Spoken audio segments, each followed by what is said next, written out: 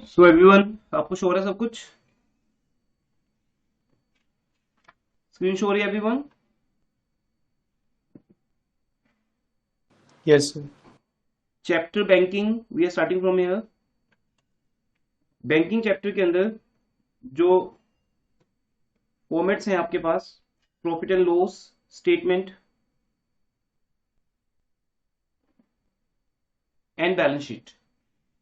Because आपके लिए जो चैप्टर का नेम है वो है accounts of banking companies, but ये कौन से अकाउंट्स हैं? Final accounts.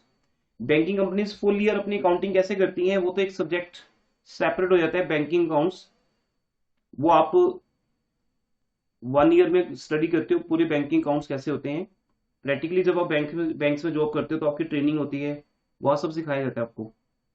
लेकिन अभी सिर्फ as a corporate accounting student we are just observing how the final accounts are prepared.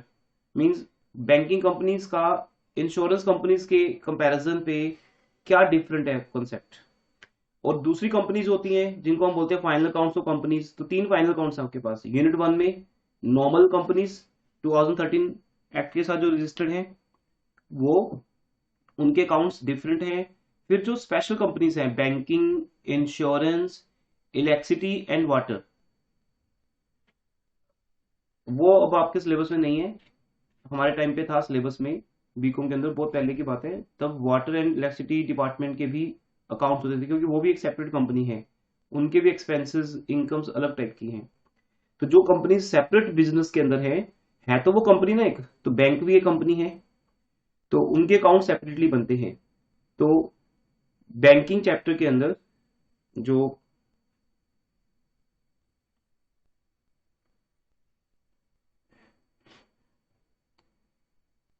Accounts of banking companies chapter का नेम है। बैंकिंग कंपनीज के अंदर फाइनल अकाउंट्स के अंदर हम क्या बनाते हैं बेटा? सी, जैसे आप, मैं आपको फर्स्ट क्वेश्चन दिखा रहा हूं यहाँ पर। आज का डे इंट्रो डे है, मैंने इसकी रिकॉर्डिंग शेयर नहीं की आपके साथ।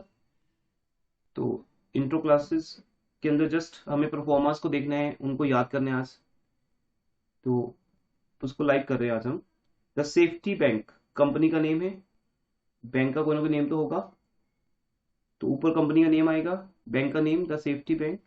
Profit and loss account for the year ended 31 मार्च, जो भी करंट ईयर होगा।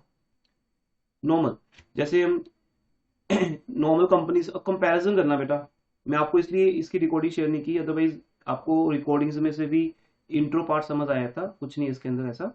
आज भी आप लोग कोई डाउट नहीं पूछोगे, आई एम श्योर। आपको सिर्फ सुनना ही है यहाँ पर। तो रिकॉर्डिंग और लाइव क्लास में डिफरेंस अभी है, जब आप कोई डाउट्स पूछो या कोई आपको कोई प्रॉब्लम आ रही हो। तो आपको अभी इस चैप्टर में 3 चैप्टर्स को कंपेयर करना है इटसेल्फ। ये बैंकिंग, इसके साथ नॉर्मल जो कंपनीज के अकाउंट्स किए आपने, और थर्ड इंश्योरेंस कंपनीज के अकाउंट्स किए। अगर आपका ये पेपर ऑफलाइन होता तो आपके लिए एक it should be a big deal. सभी स्टूडेंट्स सीरियसली इस चैप्टर को अटेंड करते, बिकॉज ऑफलाइन एग्जाम में आपको कोई हेल्प नहीं हो सकती। वहां पर आपको तीनों कंपनीज को एट द सेम मोमेंट याद रखना होता है। जैसे नॉर्मल कंपनीज में हम बनाते हैं statement of profit and loss for the year ended, same है। और इंश्योरेंस कंपनीज में क्या, कौन सा अकाउंट बनता है? Revenue account. रेवेन्यू अकाउंट के बाद प्रॉफिट एंड लॉस अकाउंट बनता है। और लेकिन बैंकिंग कंपनीज में directly profit and loss he ready होता है, यहां कोई रेवेन्यू अकाउंट नहीं है। उसके बाद इंश्योरेंस कंपनीज में शेड्यूल 1, 2, 3, 4, जो फर्स्ट 4 शेड्यूल्स हैं वो किसके ऊपर है? प्रीमियम अर्न या अदर एक्सपेंसेस के ऊपर, कमीशन, ऑपरेटिंग एक्सपेंसेस, क्लेम्स, उन सब चीजों के ऊपर है। उसके बाद 5, 6, 7, 8 ऑनवर्ड्स बैलेंस शीट है। यहां उल्टा है। अब यहां सब उल्टा है। यहां पर क्या होगा?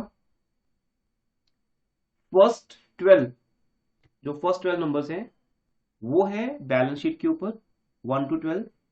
और इनकम के जो स्केड्यूल्स हैं वो 13 से स्टार्ट होते हैं। 13, 14, 15, 16 है, बहुत इजी। इंश्योरेंस या बैंकिंग चैप्टर मुश्किल नहीं है, सिर्फ चैलेंज यही होता है कि आपको ये परफॉर्मेंस याद करने हैं, सीक्वेंस वाइज आपको याद करने हैं ये। The safety bank profit and loss account for the year ended. जो इनकम है नंबर 1 हेडिंग पे, वो 2 तरह की इनकम होती है बैंक की। अब आपको ना अपने खुद के दिमाग को, अपने जो अकाउंटिंग वाला दिमाग है उसे बैंकिंग के अंदर लेके जाना है and assume yourself as a bank. Because आज तक आप बैंक कभी नहीं बने। याद है आपको किसी भी चैप्टर में जब हम करते थे कुछ भी, तो हम ये बोलते थे बेटा कि आपको बैंक की बुक्स नहीं बनानी है, because you are not a bank. But एक मिनट बेटा होल्ड करना। यस बेटा, साउंड आ रही है आपको भी?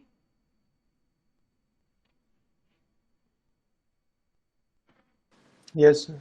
सो बेटा आपको यहाँ पर अपने आप को ना बैंक के अंदर लेके आना है। बिकॉज आज तक हम बोलते थे कि आपको बैंक की बुक्स नहीं बनानी है, आपको सिर्फ ए एंड बी की बुक्स बनानी है। बैंक आपका कभी कंसर्न रहा ही नहीं। बिल्स ऑफ एक्सचेंज चैप्टर हो, ज्वाइंट वेंचर हो, या कोई भी चैप्टर हो आज तक जितने भी किए आपने, आपको बैंक कभी भी नहीं बनना पड़ा। आप बिजनेस थे या बिजनेस के ज्वाइंट वेंचर्स थे, ए एंड बी थे, को वेंचर्स है ना, आप कभी सोचो आपने बैंक की बुक्स नहीं बनाई है। दैट्स वाई हमें बैंक को लेके हैबिट ही नहीं है। लेकिन अब आपके लिए बैंक आपका बिजनेस है, आप बैंकिंग बिजनेस कर रहे हो और आप एक बैंक के अकाउंटेंट हो, तो आपको समझना होगा कि लोन आपके लिए क्या है। अगर पब्लिक का सेविंग अकाउंट में पैसा पड़ा है, तो सेविंग अकाउंट में जो पैसा पड़ा है वो पब्लिक के लिए, तो पहले आप बिजनेस होते थे, पब्लिक के लिए या बिजनेस के लिए जो पैसा करंट अकाउंट में पड़ा है वो उसके लिए एसेट है। पर बैंक के लिए जो पैसा उसके करंट अकाउंट्स में, फिक्स डिपॉजिट अकाउंट में, सेविंग अकाउंट में किसी का भी पड़ा है, पब्लिक का, बिजनेसमैन का, किसी का भी, वो पैसा बैंक के ऊपर लायबिलिटी है। तो आपको 2 लेक्चर्स लगते हैं ऑलमोस्ट बैंक के अंदर लाने में आपको। ओके, सो स्टार्ट करते हैं यहां से। पहली इनकम क्या है बैंक की? Interest. You always no interest earn bank के लिए फर्स्ट इनकम है। इसका फॉर्मेट आपके सामने है। इंटरेस्ट अर्नड दिख रहा है बेटा प्रॉपर सबको? स्क्रीन शो हो रही है सबको? Yes sir. इंटरेस्ट अर्नड तो उसके अंदर 4 पॉइंट्स हैं। Number 1, interest on advances. Advances क्या होते हैं? जो बैंक लोन प्रोवाइड करता है किसी को भी, किसी भी टाइप का लोन हो, एडवांस हो, उसका इंटरेस्ट बैंक को मिलता है ऑब्वियसली। बैंक का मेन वर्क ही क्या है बेटा? Primary function. आप सबने इकोनॉमिक्स में बैंकिंग चैप्टर में देखा है कि बैंक का प्राइमरी फंक्शन होता है advancing the loans, accepting the deposits and advancing the loans. तो ऑब्वियसली बेटा बैंक के पास जितने भी डिपॉजिट्स होंगे सेविंग अकाउंट के अंदर, एफडी अकाउंट के अंदर, वो पैसा पब्लिक का है, उसके ऊपर हमें इंटरेस्ट पे करना है। ऐसे ही जो पैसा आपने लोन पे दिया है, सॉरी, उस पे इंटरेस्ट आपको पे करना है। लेकिन ऐसे ही जो लोन पे आपने पैसा दिया है उसका इंटरेस्ट आपको मिलेगा। तो 2 तरह के इंटरेस्ट होंगे एक इंटरेस्ट अर्नड, और दूसरा क्या होगा? दूसरा इंटरेस्ट कौन सा होगा?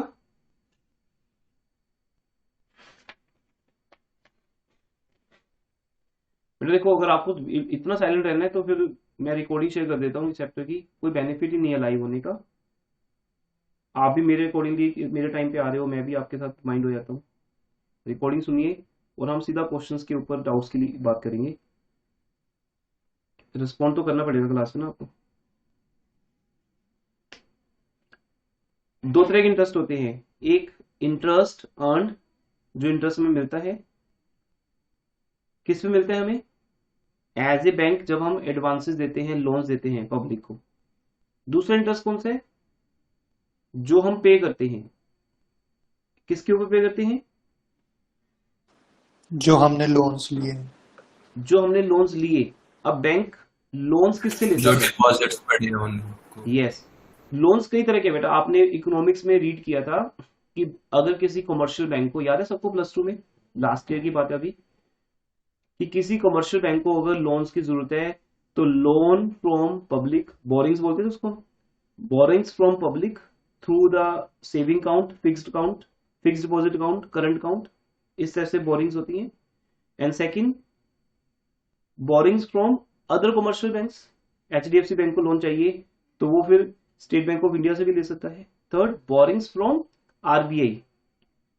रिजर्व बैंक ऑफ इंडिया, या borrowings from international financial institutions, हम किसी से ले सकते हैं, फॉरेन कंट्री के किसी भी बैंक से ले सकते हैं, या इंटरनेशनल मॉनेटरी फंड है, या कोई भी और वर्ल्ड बैंक है, किसी से लोन ले सकते हैं हम। तो वो सब लोन्स के ऊपर इंटरेस्ट हमें देना पड़ेगा। तो पहले आपको ये समझना है, जब आप बैंक के अंदर एंटर करते हो तो आपकी प्रैक्टिकली भी जब ट्रेनिंग होती है बैंकिंग के अंदर, बैंक के जब आप एम्प्लॉय बनते हो, तो वो आपको ये समझाते हैं कि दो चीजें हमारे लिए मेन है, क्योंकि हम बैंकिंग सेक्टर हैं। अब आपको अपना पूरा दिमाग बैंक के अंदर लेके आना है। मेरा आज की क्लास का एम यही है कि मैं आपको बैंक के अंदर कन्वर्ट कर दूं। यू आर ए बैंक, बस अपने आप को साइकोलॉजिकली अपने आप को माइंड सेट कर लो कि I am bank, I am bank. आप बैंक हो, तो बैंक बन के आपको क्या काम करना है? दो काम करने हैं, इंटरेस्ट रिसीव करना है, इंटरेस्ट पे करना है। दैट्स वाई हमारा जो थर्ड शेड्यूल मिलेगा आपको 50 नंबर पे, वो होगा इंटरेस्ट एक्सपेंडेड। दिख रहा है आपको? Interest expanded. तो इन पहले इन दो पॉइंट्स को समझते हैं, बाकी तो अदर्स है बेटा, अदर इनकम्स, अदर एक्सपेंसेस, वो इंपॉर्टेंट नहीं है। इंपॉर्टेंट है दो चीजें, इंटरेस्ट हमें कहां से आता है और इंटरेस्ट हम किसको पे करते हैं। नंबर वन, इंटरेस्ट हमें आता है जो लोन्स हमने पब्लिक को दिए हैं, interest on loans, that is called advances.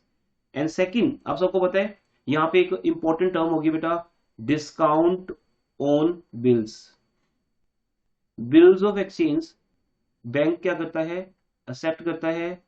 कोई पर्सन बैंक के पास आता है और वो बैंक के साथ बिल डिस्काउंट करवाता है, और डिस्काउंट करवाने के बाद बैंक उससे कुछ डिस्काउंट काटता है। जैसे अगर 10,000 का बिल आया, 10,000 के बिल में से बैंक ने 500 रुपीज का डिस्काउंट काट के 9500 रुपीज कस्टमर के अकाउंट में क्रेडिट कर दिए। अब पहले क्या होता था? पहले आप डेटर्स होते थे, पहले आप बिजनेसमैन होते थे, आप बोलते थे बैंक डेबिट टू बीआर। किया ना हमने कितनी बारी entry, bank debit to BR, लेकिन बैंक से पैसा मिलता था कम। Bank debit 9500, discount debit 500 to BR 10,000। आज आप बैंक हो तो आपके लिए एंट्री क्या होगी बेटा? रेसिप्रोकल। आज आप क्लाइंट के अकाउंट में 9500 ट्रांसफर करोगे, लेकिन बिल आपकी क्या बन जाएगा? एसेट। तो बैंक पता है क्या एंट्री पास करते हैं? इसके ऊपर अलग से क्वेश्चन भी आएंगे आपके, 4 या 5 क्वेश्चन आएंगे सेपरेट से इस पार्ट पे, बिल ऑफ एक्सचेंज के ऊपर, क्योंकि बैंक्स के लिए ये एक पर्टिकुलर बिजनेस है और इस पे 5 मार्क्स का क्वेश्चन आता है। तो बिल परचेज्ड बोलते हैं, बैंक ने क्या किया? अपने क्लाइंट से बिल परचेज किया, बिल परचेज्ड फ्रॉम क्लाइंट, तो बन गया एसेट।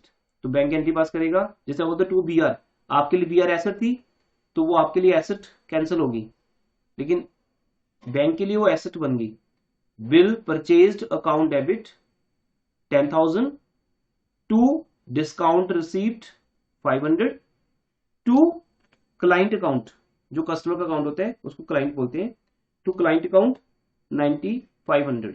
इस तरह से आपके लिए डिस्काउंट भी आपकी इनकम है, लेकिन वो होती इंटरेस्ट इनकम है बेटा। वो टर्म अलग कर दी ना, वो टर्म क्या कर दी हमने? वो टर्म क्या होगी बेटा कि हमने उसको डिस्काउंट बोलना शुरू कर दिया। तो जो पैसा बैंक ने लोन्स पे दिया है उसके ऊपर इंटरेस्ट बोलते हैं, और जो बिल्स ऑफ एक्सचेंज के थ्रू बैंक को अर्न हो रहा है इंटरेस्ट, होता तो वो इंटरेस्ट ही है, बट उस इंटरेस्ट को क्या बोलते हैं? डिस्काउंट। तो इंटरेस्ट ऑन एडवांसेस या डिस्काउंट ऑन बिल्स, ये बैंक की इनकम है बेटा। ओके, क्लियर है? सेकंड, आपको पता है बैंक का दूसरा बिजनेस है पब्लिक से पैसा लेकर पब्लिक को लोन पे देना, वो तो है ही है, वो तो नंबर 1 प्राइमरी फंक्शन है उसका, advancing the loans, accepting the deposits, public का पैसा पब्लिक को देना। बीच में बैंक एक इंस्टीट्यूशन है बस, कि पब्लिक एक दूसरे को नहीं जानती, ना वो ट्रस्ट करती है, ना लीगल प्रोसीजर फॉलो कर सकती है, लेकिन बैंक उनके बीच में एक कॉमन मीडियोकर के तौर पे काम करता है, मिडिल मैन जिसको कहते हैं, as a middle man work करता है। मैंने बैंक में एफडी बनाई, आपने बैंक से लोन ले लिया, या वाइस वर्सा। तो इसलिए बैंक के पास जो पैसा इसके बाद बच जाता है, क्योंकि बैंक की जो फर्स्ट प्रायोरिटी है वो है पब्लिक को लोन्स देना, सो दैट हमारी कंट्री की इकोनॉमी की ग्रोथ हो। बिकॉज जब आप पैसा लोन पे लोगे तभी तो आगे बिजनेस स्टार्ट करोगे, गाड़ी परचेज करोगे या कुछ और परचेज करोगे, आपकी लाइफ आगे बढ़ेगी। तो आरबीआई भी ये कहता है कि सबसे पहले अपन अपना पैसा लोन्स देने के लिए यूज करो, पब्लिक का पैसा पब्लिक ही काम आए। लेकिन नंबर 2, अगर आपको लगता है कि वो पैसा सरप्लस में पड़ा है, क्योंकि जब कभी इकोनॉमी में रिसेशन होता है पब्लिक की डिमांड कम हो जाती है, अब देखो इन दिनों में हम प्रॉपर्टी परचेज नहीं कर रहे, ज्यादा शॉपिंग नहीं कर रहे, हम गाड़ी परचेज नहीं कर रहे, तो ऑटोमेटिक डिमांड्स कम होगी इन सब चीजों की। जब इनकम लेवल कम होता है या कुछ ऐसी प्रॉब्लम होती है कंट्री में, तब बैंक को लगता है कि हमारे पास जो पैसा सरप्लस पड़ा है वो उसके ऊपर फालतू का इंटरेस्ट पे हो रहा है, क्योंकि बैंक के पास वो पैसा कैसे आया है, बैंक के पास वो पैसा थ्रू डिपॉजिट्स आया है, saving account, fix deposit account, तो बैंक को तो इंटरेस्ट देना ही पड़ेगा उस पैसे पे। तो बैंक अब उस पैसे को इन्वेस्ट कर देता है। तो ये स्टोरी सुनने के बाद आपको ये फॉर्मेट्स याद हो जाएंगे। तो सेकेंड इंटरेस्ट जो बैंक को मिलता है वो मिलता है इनकम ऑन इन्वेस्टमेंट्स, जो होता है इंटरेस्ट है। अब उसको हम बोलते हैं इनकम है, बट है तो वो इंटरेस्ट। बोलते हैं हम उसको डिस्काउंट है, discount on bills of exchange जो हम काटते हैं पब्लिक का, होता तो वो इंटरेस्ट ही है। Third, interest on balances with RBI. अब आपको पता है बैंक्स के फंड्स, सिक्योरिटीज आरबीआई के पास होती है, या इंटर बैंक फंड्स होते हैं, एक बैंक का पैसा दूसरे बैंक में पड़ा होता है। तो वो जो हमारे डिपॉजिट्स है आरबीआई के पास या अदर बैंक्स के पास, वहां से भी इंटरेस्ट आता है। तो इट्स सो इजी, ये बहुत इजी है बेटा। आप चाहे लाइव सुन रहे हो या रिकॉर्डिंग में सुन रहे हो, आपको ये बात समझ आती है कि बैंक को इंटरेस्ट 3 जगह से मिलता है, एक लोन्स या बिल्डर चेंज के ऊपर, दूसरा इन्वेस्टमेंट के ऊपर, थर्ड आरबीआई के डिपॉजिट्स के ऊपर। और सबसे मेन बात है बेटा, ये तीनों चीजें दी होंगी क्वेश्चन में, ये तीनों पॉइंट्स दिए होंगे, आपको तो सिर्फ पहचान करनी है। जैसे मैं कलर्स की पहचान नहीं करता, मुझे कलर्स की पहचान है कि ब्लैक, रेड, व्हाइट, ग्रीन, ये मुझे पहचान है कलर्स की। तो बस मुझे कलर्स दिखाई देंगे, मुझे तो सिर्फ उसका नेम बताना है, मुझे उसके मार्क्स मिलने हैं। This is recognition. आपको बस रिकॉग्निशन चाहिए कि इंटरेस्ट अर्न्ड क्या होता है, किस किस पे मिलता है। एग्जाम में ये तीनों पॉइंट्स आपके सामने आएंगे, अपने आप आएंगे सामने, आपको तो बस उनको उठा के सीक्वेंस वाइज रखना है, बस ये आपका काम है। अब अगर ओपन बुक एग्जाम हो तो स्टूडेंट बिल्कुल अपने सामने क्या रख लेगा, फॉर्मेट रख लेगा। इंडिया में तो ये प्रॉब्लम चल रही है कोविड का, तो आपको ऑप्शन मिली है ओपन बुक एग्जाम्स की। कई कंट्रीज में तो बेटा, फॉरेन कंट्रीज में तो ये ट्रेंड है, वो बोलते हैं कि हमें स्टूडेंट की मेमोराइजिंग पावर पे को चेक नहीं करना है, बिकॉज प्रैक्टिकल लाइफ में जब आप बैंक्स के अकाउंट बनाओगे तो आप प्रोफॉर्मा याद थोड़ी करोगे, सब कुछ कंप्यूटराइज्ड है बेटा। बैंक के जो सॉफ्टवेयर बने हुए हैं उन सब में ये फॉर्मेट बना हुआ है, आपको तो एज ए अकाउंटेंट उसके अंदर अमाउंट्स फिल करनी है। तो प्रैक्टिकल लाइफ में कहीं भी कोई भी फॉर्मेट याद नहीं करना होता। ऐसे लॉ के स्टूडेंट जो हैं कितनी ज्यादा याद करते हैं लॉ को, सेक्शंस को, क्या प्रैक्टिकली किसी भी एडवोकेट को याद करने पड़ते हैं? नहीं, बिकॉज उसके पास बुक्स होती हैं, वो कोर्ट में वो बुक्स ले जा सकता है और बुक को पढ़ के सामने से बोल सकता है कि सेक्शन सब सेक्शन के अकॉर्डिंगली ये डिसीजन है। उसके रूम में भी बुक्स पड़ी होती हैं, तो वो उसको वो बुक्स याद नहीं करनी होती। बट ये तो इंडियन एजुकेशन सिस्टम है जो कहता है कि याद करो, जो कि प्रैक्टिकली याद याद करने की जरूरत ही नहीं है। तो प्रैक्टिकल नॉलेज कम है हमारे इंडिया में, प्रैक्टिकल नॉलेज ज्यादा फोकस किया जाता है। इन सब चीजों को याद करने की नीड ही नहीं है, क्योंकि प्रैक्टिकली जब आपको इन्हें यूज करना है तब फॉर्मेट्स आपके सामने होंगे। तो इसलिए अभी तो आपके लिए प्रॉब्लम नहीं है, एटलीस्ट इस एग्जाम में इन फॉर्मेट्स को याद करना है, अदरवाइज और हर एक सीक्वेंस को फिट करना है। तो अंडरस्टैंडिंग तो मैंने आपको दे दी है 3 चीजों की, बट आपको सीक्वेंस में याद करना है, एडवांसेस है, फिर इन्वेस्टमेंट है, फिर आरबीआई है। और वैसे देखोगे तो प्रायोरिटी बेस भी यही है बेटा, कि पहले हमें एडवांसेस का लोन का इंटरेस्ट मिलता है, फिर हमारी इन्वेस्टमेंट इनकम्स की बात आती है, थर्ड नंबर पे जो बहुत दूर तक जाती है बात, जो हमें याद नहीं होती, वो है आरबीआई के पास डिपॉजिट्स पड़े हैं, इंटर बैंक में पड़े हैं, या कोई अदर इनकम जो इंटरेस्ट के जैसी हो, वो फोर्थ नंबर में आ जाएगी। नंबर 2 पे आते हैं। अब जो इनकम इंटरेस्ट इनकम नहीं है, एक्सेप्ट इंटरेस्ट इनकम, वो कौन सी इनकम्स है? वो कौन सी इनकम्स है बेटा? Number 1, commission, exchange and brokerage. Because you know bank के सेकेंडरी फंक्शंस आते हैं, ये बैंक के फंक्शंस ही पढ़ रहे हैं हम अभी यहाँ पे, बैंक के फंक्शंस को स्टडी कर रहे हैं। प्राइमरी फंक्शंस का लिंक था लोन्स के साथ, सेकेंडरी फंक्शन है जहां बैंक एक कमीशन एजेंट के तौर पे काम करता है। वो अपने क्लाइंट के बिहाफ पे सारी सर्विसेज देता है उनको, और हर सर्विस के ऊपर एक इंटरेस्ट अर्न करता है, सॉरी चार्जेस अर्न करता है, नॉट इंटरेस्ट, बाय मिस्टेक बोला गया, चार्जेस अर्न करता है। वो क्या है? Commission, exchange and brokerage. Exchange का मीनिंग क्या समझते हो? एक्सचेंज का मीनिंग बेटा? फॉरेन एक्सचेंज सर, डॉलर्स वगैरह देने तो उसमें से फीस काट ली उन्होंने। हाँ, उसके ऊपर। तो अगर सपोज आपको 1 लाख रुपीज के किसी भी कंट्री के डॉलर चाहिए या फॉरेन करेंसी चाहिए, तो बैंक्स के पास अवेलेबल होती है, लेकिन वो आपसे कुछ चार्जेस लेंगे, 1%, 2%। तो 2,000 पे कम आपको वो देंगे। 1 लाख के ऊपर 2% भी है तो 1 लाख का 2% 2,000 हो गया। तो बैंक के लिए एक इनकम का सोर्स बन गया। उन्होंने कुछ नहीं किया, उन्होंने सिर्फ इंडियन रुपीज को फॉरेन करेंसी में एक्सचेंज किए, चाहे वो इंडियन रुपीज देकर फॉरेन करेंसी हो या फॉरेन करेंसी देकर इंडियन रुपीज हो। तो ये भी एक उनका एज ए कमीशन एजेंट है, वो एक एज ए बिजनेस कर रहे हैं इस चीज को। नहीं तो बैंक्स का ये काम नहीं है, बट बैंक ये भी कर रहे हैं।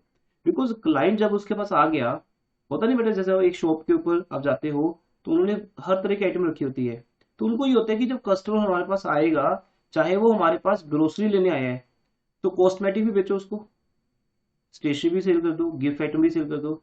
तो एक डिपार्टमेंटल स्टोर के पास सब कुछ पड़ा होता है, बिकॉज डिपार्टमेंटल स्टोर की का जो कॉन्सेप्ट है वो ये है कि सब कुछ रख सकते हैं वो। That is called departmental store. कि आप जब पहुंच गए उस शॉप पे, तो आप जितना देखते जाओगे डिस्प्ले को, उतनी आइटम्स आप वहां से उठाते जाओगे, क्योंकि आपकी रिक्वायरमेंट एक ही जगह से पूरी हो रही है। तो कस्टमर का आना एक बड़ी बात होती है। जब आ गया कस्टमर आपके पास, आप उसको क्या क्या सेल कर सकते हो विद क्वालिटी, ये आपका बिजनेस है, सिंपल।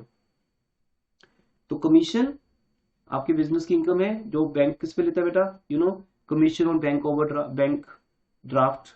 जब बैंक ड्राफ्ट बनता है या चेक्स के ऊपर या किसी और चीज के ऊपर, बैंक आपसे कमीशन लेता है, या फिर बैंक फंड्स ट्रांसफर होते हैं, तो बैंक का ये आप एक अदर इनकम्स का मेन सोर्स है commission, exchange and brokerage. Brokerage किस पे लेता है?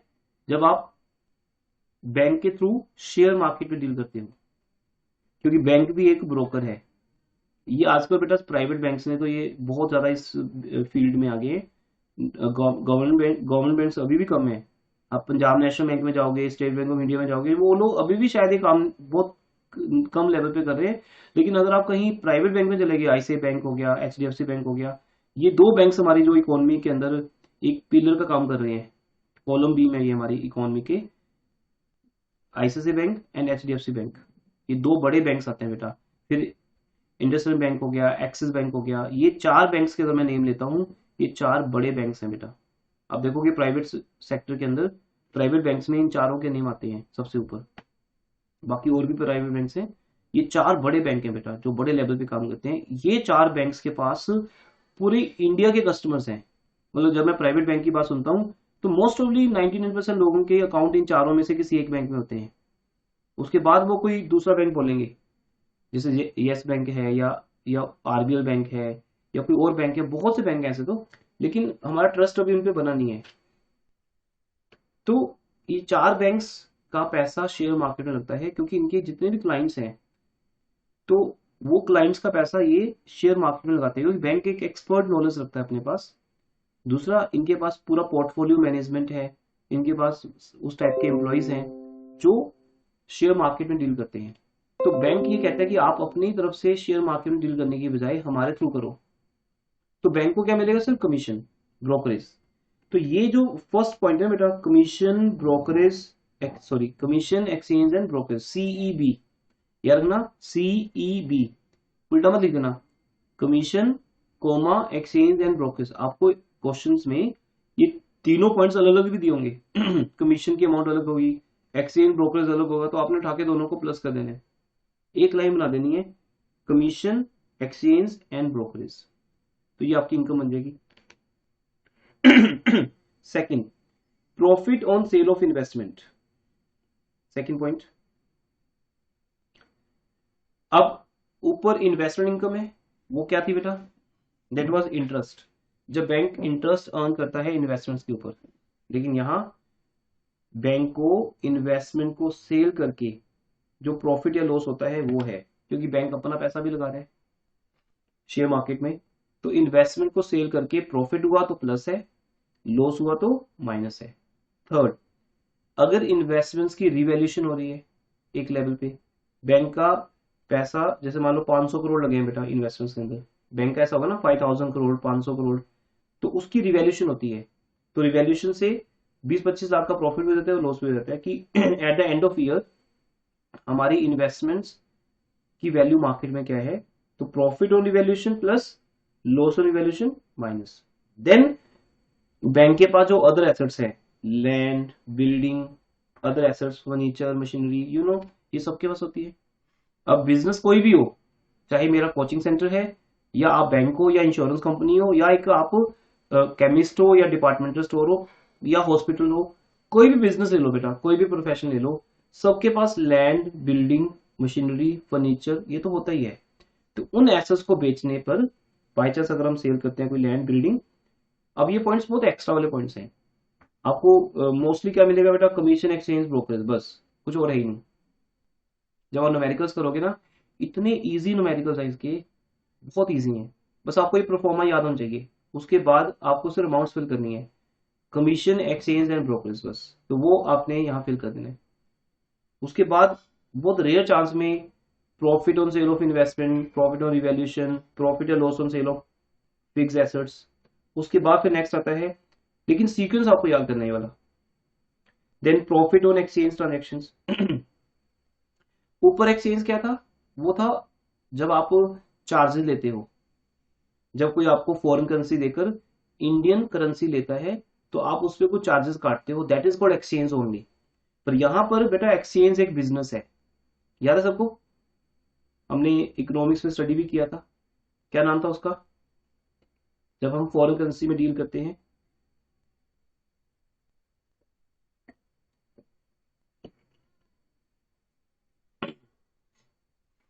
हम स्पेकुलेशन एक्टिविटीज बोलते हैं इसको।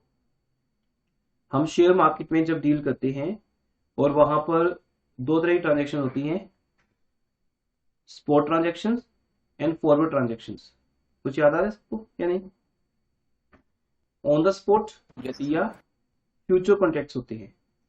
तो बैंक भी फॉरेन करेंसीज के बिजनेस में डील करता है। पहले तो था कि कोई अगर आकर एक्सचेंज करवाता है आपसे तो आपको उसके ऊपर कुछ कमीशन मिलता है।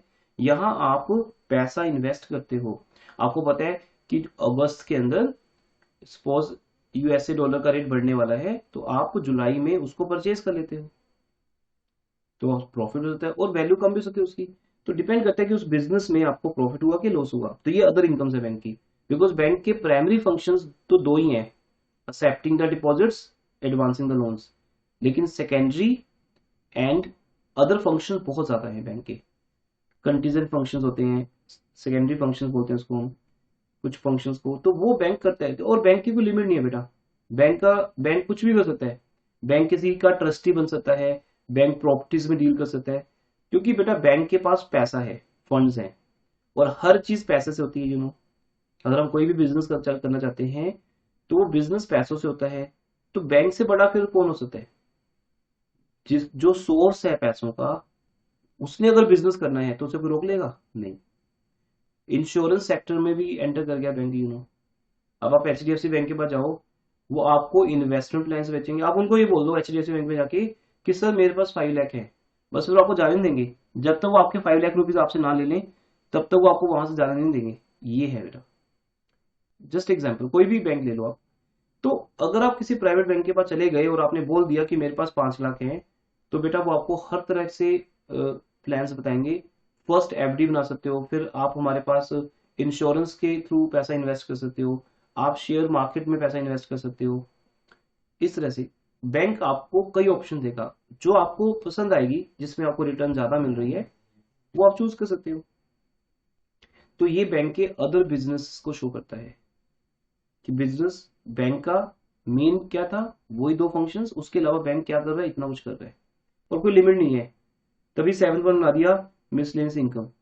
कोई और इनकम भी अगर होती है बिजनेस को तो वो भी यहाँ आ जाएगी। उसके बाद ये तो हो गया एक्सचेंज के ऊपर profit loss. Income earn by way of dividends etcetera from subsidiaries, companies, joint ventures abroad in India. कुछ भी बैंक ने अगर कहीं भी पैसा इन्वेस्ट किया है किसी भी कंपनी के शेयर्स में, क्योंकि आपको ये सेम 4 में चैप्टर आएगा, अभी वो चल रहा है वहाँ पे, हमारा सेम 4 का बैच है, उसके अंदर एक चैप्टर चल रहा है अमलगामेशन एंड होल्डिंग कंपनीज। तो वहां क्या होता है कि बैंक किसी कंपनी को होल्ड करता है, किसी कंपनी को परचेज कर लेता है, तो उस कंपनी के शेयर्स के ऊपर डिविडेंड किसको मिलेगा? बैंक को मिलेगा। तो बैंक अगर किसी भी कंपनी के मोर देन 50% शेयर्स परचेज कर ले तो बैंक उस कंपनी का होल्डिंग कंपनी बन जाएगा, और वो कंपनी बैंक की क्या बन जाएगी? सब्सिडरी। ठीक है, बाकी डिटेल आप सेम 4 में देखोगे। तो सब्सिडरीज में पैसा लगाया अगर आपने, या किसी पार्टनरशिप में, जॉइंट वेंचर में, या किसी और कंपनी में, इंडिया में, अब्रॉड में, कहीं भी लगाया बेटा, अगर आपको वहां से डिविडेंड मिल रहा है तो भी वो आपकी इनकम है। And rest is your miscellaneous incomes, जैसे सेल ऑफ स्क्रैप हो गया या कोई और इनकम, कोई भी इनकम होगी यहाँ आ जाएगी। तो आपके पास ये 7 पॉइंट्स हैं टोटल अदर इनकम्स के। ठीक है, ये आपको याद करना है एज इट इज। जब आपको ये याद हो जाएंगे तो आपका वर्क सिर्फ क्या होगा? आपका वर्क होगा सिर्फ इसकी अमाउंट्स फिल करना, बस। देन इंटरेस्ट एक्सपेंडेड,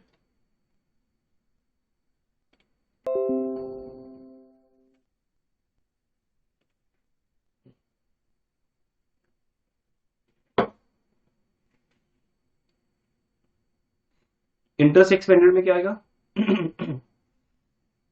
जो इंटरेस्ट हम पे कर रहे हैं, अब इंटरेस्ट किस पे कर रहे हैं? Interest on deposits. आपको बताया सबसे पहले बैंक का जो फर्स्ट सोर्स है पैसे का वो क्या है बेटा? जब बैंक का आपको फोन आता है, सबसे बैंक को क्या बोलते हैं? Open one account with us, है ना। हर बैंक आपको सबसे पहले रिक्वेस्ट क्या करता है कि अकाउंट ओपन किया जाए।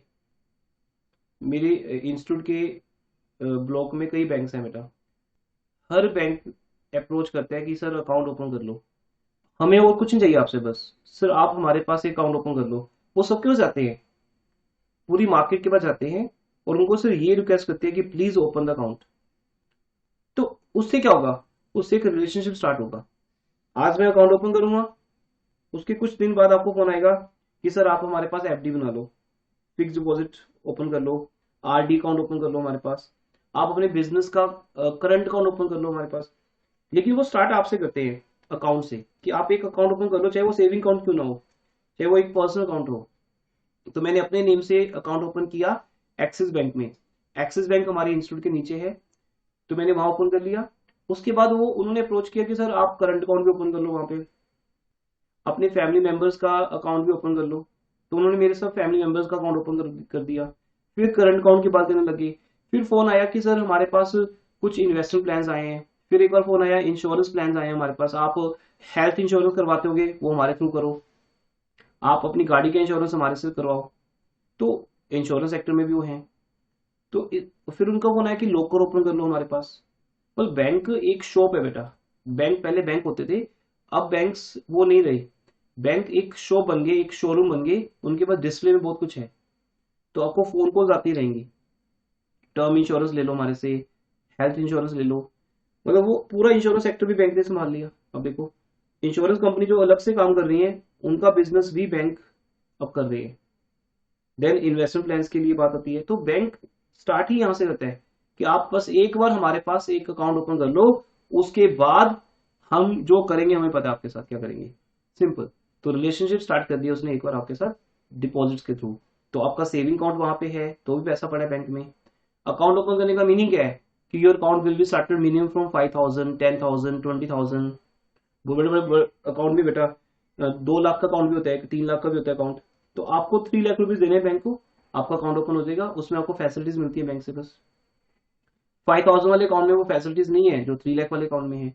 तो बैंक को आपके पैसों से मतलब है, बैंक को आपसे प्यार नहीं है। आप अच्छे लगते हो बैंक को इसलिए बैंक आपके पास आ रहा है, वो नहीं है। बैंक को आपके पैसों से प्यार है, क्योंकि बैंक का काम है पैसा, बैंक को पैसे चाहिए बस आपसे। तो आपके वो 5,000 बैंक को अच्छे लगते हैं, इसलिए बैंक आपका सेविंग अकाउंट ओपन करता है अपने पास। उसके बाद फिर लोन्स भी आपको देगा, कार लोन, होम लोन, इसके लिए भी फोन करेगा आपको। तो आपकी हर तरह की नीड जो पैसों से रिलेटेड हो बैंक आपकी पूरी करेगा। और बैंक को हर जगह से प्रॉफिट है बेटा, आपका पैसा बैंक के पास जाए तो भी बैंक को फायदा है, और अगर बैंक का पैसा एज ए लोन आप लोगे तो बैंक को इंटरेस्ट मिलेगा मिलेगा। तो बैंक को हर तरफ से फायदा ही फायदा है। इसलिए सबसे पहला जो पॉइंट आता है वो है इंटरेस्ट एक्सपेंडेड, जो इंटरेस्ट हमने पे करना है, किस पे करना है, डिपॉजिट्स पे करना है। दूसरा किस पे करना है,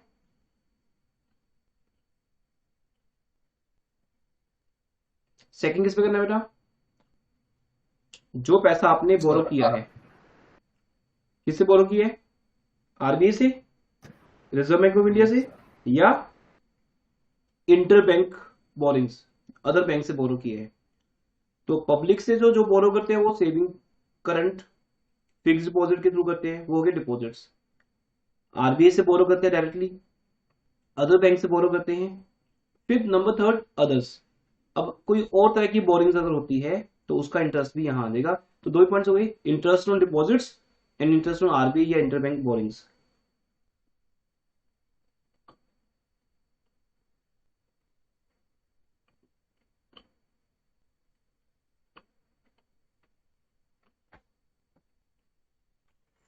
नेक्स्ट पॉइंट है, next point operating expenses.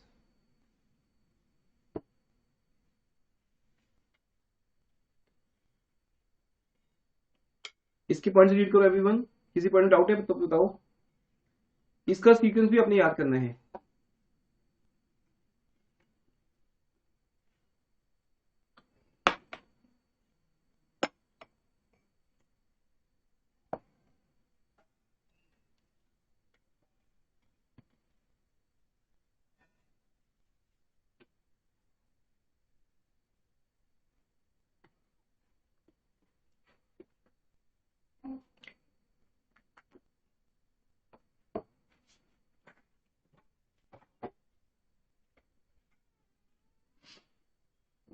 Payment to या प्रोविजन फॉर एम्प्लॉइज, जितने भी एक्सपेंसिव एम्प्लॉय से रिलेटेड हैं, ये बहुत नॉर्मल पॉइंट्स है जो हर बिजनेस में होते हैं। तो एम्प्लॉयज की सैलरी, एम्प्लॉयज के पेंशन प्लान्स, प्रोविडेंट फंड, कुछ भी पैसा जो आप एम्प्लॉयज के लिए खर्च कर रहे हो, बोनस, सब इसमें आ जाएगा। उसके बाद सेकंड पॉइंट है रेंट, टैक्स, लाइटिंग, ये बिल्डिंग से रिलेटेड होते हैं हमेशा। प्रॉपर्टी से रिलेटेड एक्सपेंसेस का हेडिंग ये होता है rent, tax and lighting. Tax means property tax, हमारी बिल्डिंग का प्रॉपर्टी टैक्स हम गवर्नमेंट को डिपॉजिट करते हैं। लाइटिंग जो उसका बिल आता है इलेक्ट्रिसिटी का, और रेंट बिल्डिंग का मेन है ये। तो अगर मेरे पास कोई बिल्डिंग है, कोई शोरूम है या कोई ऑफिस प्रीमिसेस है, तो मैं उसका रेंट भी पे कर रहा हूँ, उसका प्रॉपर्टी टैक्स भी पे कर रहा हूँ, और उसका इलेक्ट्रिसिटी का बिल भी पे कर रहा हूँ। तो ये तीनों एक्सपेंस बिल्डिंग से रिलेटेड होते हैं। प्रिंटिंग स्टेशनरी नॉर्मल एक्सपेंस है किसी भी ऑफिस का। एडवर्टीजमेंट और पब्लिसिटी, ऐड है, बैंक को अपनी ऐड करनी पड़ती है। हम देखते हैं डेली न्यूज़पेपर में ऐड आती है किसी ना किसी बैंक की। Depreciation on bank property, bank की प्रॉपर्टी पे डेप्रिसिएशन लगता है। जितने भी बैंक के पास फिक्स एसेट्स हैं, कुछ जो भी कुछ बैंक के पास है, अगर बिल्डिंग उन्होंने रेंट पे ली है तो बिल्डिंग को छोड़कर उस बिल्डिंग का जो इंफ्रास्ट्रक्चर तैयार किया उन्होंने, उनके पास लॉकर रूम है, कंप्यूटर्स हैं, सीसीटीवी कैमरास हैं, मशीन्स हैं उनके पास कई तरह की, है ना, करेंसी काउंट करने की मशीन है या कोई भी तरह की मशीन है। तो बैंक टेक्नोलॉजी में आगे होता है, तो उनके पास काफी कुछ होता है और सबके ऊपर डेप्रिसिएशन लगता है। तो बैंक का एक मेन एक्सपेंस है कि बैंक की प्रॉपर्टीज जो कॉस्टली होती हैं। अब बैंक का लॉकर रूम कितना कॉस्टली होगा, है ना, तो उन सब चीजों पे डेप्रिसिएशन लगता है। टेक्नोलॉजी बैंक बहुत यूज करता है, तो टेक्नोलॉजी के ऊपर तो बहुत ज्यादा डेप्रिसिएशन लगता है। सॉफ्टवेयर है, सर्वर है, तो वो सब चीजें जिसके ऊपर डेप्रिसिएशन लगेगा, जो उनकी एक एसेट है। देन अब एम्प्लॉयज को छोड़कर जो मेन है मैनेजिंग डायरेक्टर, उसका अलाउंस, उसके एक्सपेंसेस, उसकी फीस। तो प्राइवेट बैंक्स में क्या होता है कि मैनेजिंग डायरेक्टर होता है, एक ओनर होता है बैंक का, जो डायरेक्टर भी है, उसके एक्सपेंसेस है यहाँ पे। ऑडिटर, सीए के एक्सपेंस होगी। और बैंक के जो भी लो चार्जेस होते हैं, तो बैंक जब भी एफडी बनाता है या आपको लोन देता है, कार लोन करता है, तो बैंक हर बार लीगल स्टैम्प पेपर्स परचेज करता है, या जो कस्टमर्स पेमेंट नहीं करते उनके उनको ऊपर फिर केस करना, एडवोकेट हायर करना। बैंक के पास अपने खुद के एडवोकेट्स होते हैं, लॉ फर्म्स होती हैं, तो उन सबको एक परमानेंट चार्जेस पे करना, ये सब चीजें हमारे लो चार्ज में आती हैं। पोस्टेज, टेलीग्राम, टेलीफोन्स, आजकल बहुत कम हो गया खर्चा, ये सब कुछ मेल के थ्रू हो गया है। मुझे बैंक का कभी फोन नहीं आता, मुझे ऑलवेज मेल आती है। मेल आईडी पे मेल आएगी, या व्हाट्सएप पे मैसेज आएगा, या नॉर्मल मैसेज आएगा। Phone calls, personally phone calls आती हैं लोन्स के लिए, इन्वेस्टमेंट प्लान के लिए, तो ये भी एक एक्सपेंस है। चाहे वो आप अपने कस्टमर्स को पोस्टेज के थ्रू, पोस्टेज थ्रू तो नहीं होता बेटा, कोई बैंक आपको पोस्ट कार्ड तो नहीं डालता, वो सीधा मेल करता है। मीन्स पोस्टेज टेलीग्राम तो खत्म हो गई बिल्कुल। कभी भी आपको किसी भी बैंक से कोई भी टेलीग्राम या पोस्ट नहीं आएगी, सीधा मेल आएगी आपको, या मैसेज आएगा, या फोन कॉल आएगी। तो ये वो आपका कम्युनिकेशन एक्सपेंस हो गया बैंक के साथ। रिपेयर एंड मेंटेनेंस, बैंक की जो भी प्रॉपर्टी है उस पर या तो रिपेयर होती है हर साल, रिपेयर मेंटेनेंस, या उसके ऊपर डेप्रिसिएशन लगता है, या हम उसकी इंश्योरेंस करवाते हैं। तो बैंक अपनी प्रॉपर्टीज के ऊपर काफी पैसा खर्च करता है, क्योंकि कॉस्टली प्रॉपर्टी है, तो उसकी रिपेयर, मेंटेनेंस, उसकी इंश्योरेंस, एंड फाइनली उसके ऊपर डेप्रिसिएशन, ये तीनों चीजें उस प्रॉपर्टी से रिलेटेड है, या अदर एक्सपेंस। तो मुश्किल नहीं है याद करने, 11 पॉइंट्स हैं, लेकिन पॉइंट क्या है, इन सबको आपने सीक्वेंस वाइज याद करना है। इनको बोलते हैं ऑपरेटिंग एक्सपेंसेस। मीन्स बैंक का बिजनेस करने के लिए आपको ये एक्सपेंसेस करने होते हैं। करो याद बेटा इसको।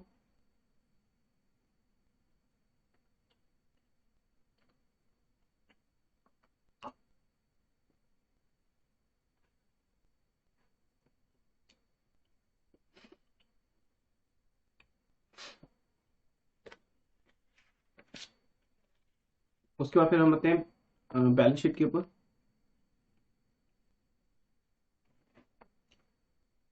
नेक्स्ट पिक शेयर कर रहा हूं मैं आपके साथ, तब तक आप ये फॉर्मेट याद करो।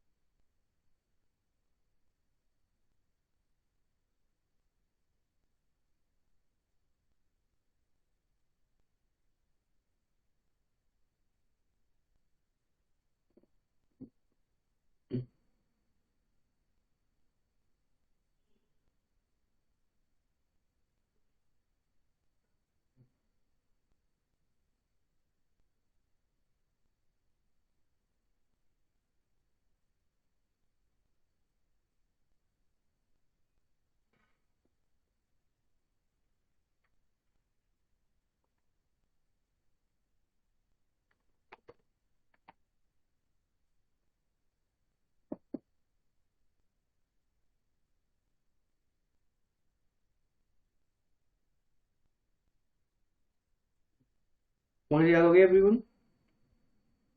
11 पॉइंट्स याद हो गए?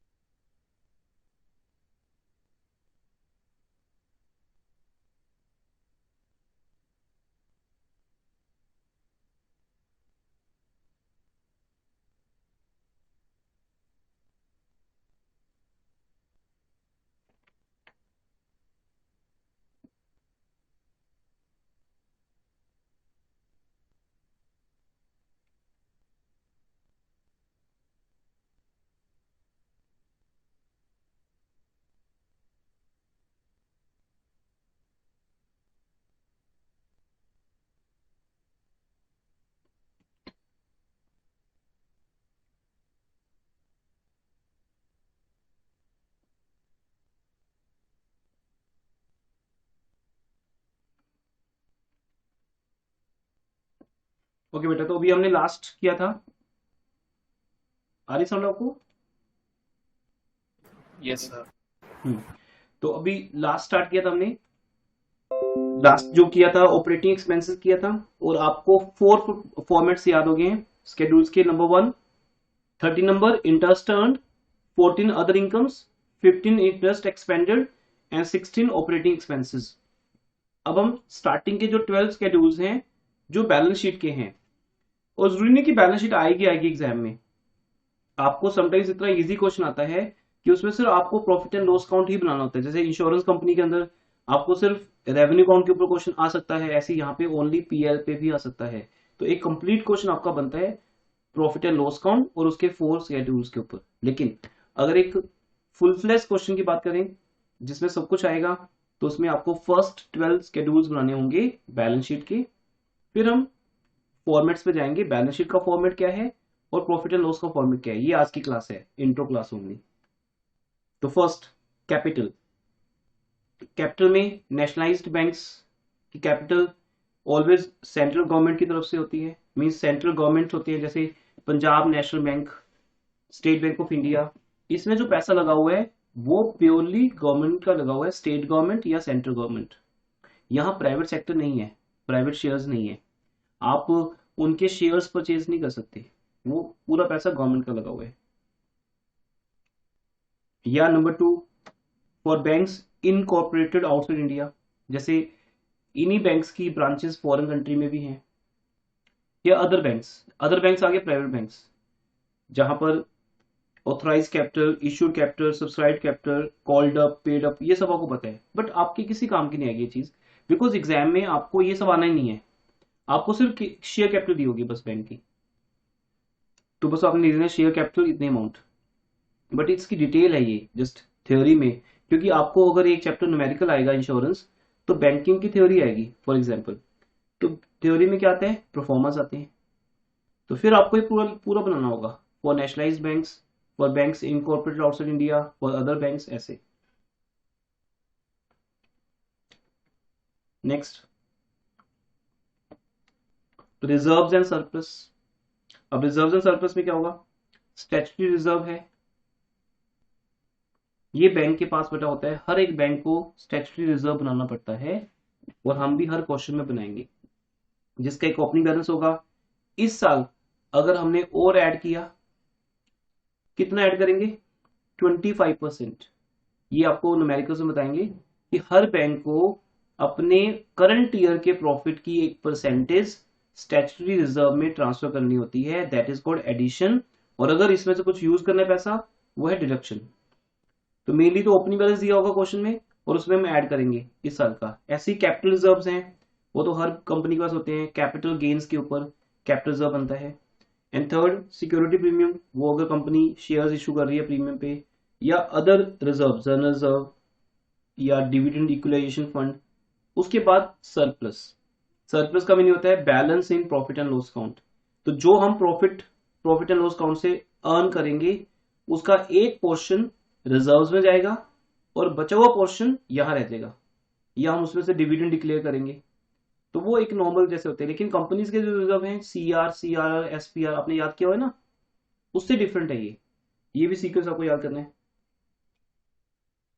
तो कंपनीज का जो नॉर्मल कंपनीज का जो सीक्वेंस है वो हमेशा कैपिटल रिजर्व से स्टार्ट होता है, फिर कैपिटल रिडम्पशन रिजर्व है, लेकिन यहां पर दो है, वो capital reserve and security premium, उसके बाद फिर अदर रिजर्व आ जाते हैं। तो यहाँ इन चारों के अलावा कोई होते ही नहीं, कोई और रिजर्व हो तो वो फिर रेवेन्यू एंड अदर रिजर्व्स में ही लिखा जाएगा। बट 3 मेन है, याद हो जाएंगे ना, statutory reserve, capital reserve and security premium reserve. Then आता है डिपॉजिट्स। डिपॉजिट्स कंपनी बैंक के पास कहां से आते हैं, आपको बता दिया बेटा। सबसे पहले डिमांड डिपॉजिट्स हैं। क्या होते हैं डिमांड डिपॉजिट, याद है किसी को, इकोनॉमिक्स में स्टडी किया था आपने? सर ऑन डिमांड विड्रॉ कर सकते हैं फंड्स बैंक से, अभी मतलब रोकेगी नहीं बैंक, किसी भी टाइम हम तुरंत, एनी टाइम। तो अब वो डिमांड डिपॉजिट हमें किससे मिले हैं, या तो हमें अदर बैंक से मिले हैं, किसी एक बैंक ने दूसरे बैंक में डिपॉजिट करवा दिया कुछ एक टाइम के लिए, जो ऑन डिमांड पेबल है। तो बैंक के लिए तो लायबिलिटी बन गया ना। अगर आपका बैंक HDFC है तो HDFC के पास कोई भी डिपॉजिट आया जो ऑन डिमांड पेबल है तो वो उसके लिए ऑलवेज एक लायबिलिटी का काम करेगा। तो या तो वो डिपॉजिट हमें बैंक से मिलते हैं या अदर्स से मिलते हैं। अदर्स हो गए आम पब्लिक जिनका पैसा करंट अकाउंट में पड़ा होता है। तो करंट अकाउंट को हमेशा क्या बोलते हैं, डिमांड डिपॉजिट्स। बिकॉज अगर किसी के करंट अकाउंट में 1 करोड़ पड़ा है तो वो किसी टाइम पे 1 करोड़ निकाल सकता है। सेविंग अकाउंट में पैसा पड़ा है तो वो भी किसी टाइम पे निकाल सकता है। तो सेविंग अकाउंट, करंट अकाउंट सब डिमांड डिपॉजिट्स हैं। लेकिन fix deposit account, recurring deposit account, RD और FD ये डिमांड डिपॉजिट्स नहीं है। यहाँ आप ऑन डिमांड पैसा निकाल नहीं सकते। यहाँ आपको अकाउंट ही बंद करना पड़ेगा तो पैसा मिलेगा आपको, ऐसे नहीं मिलेगा।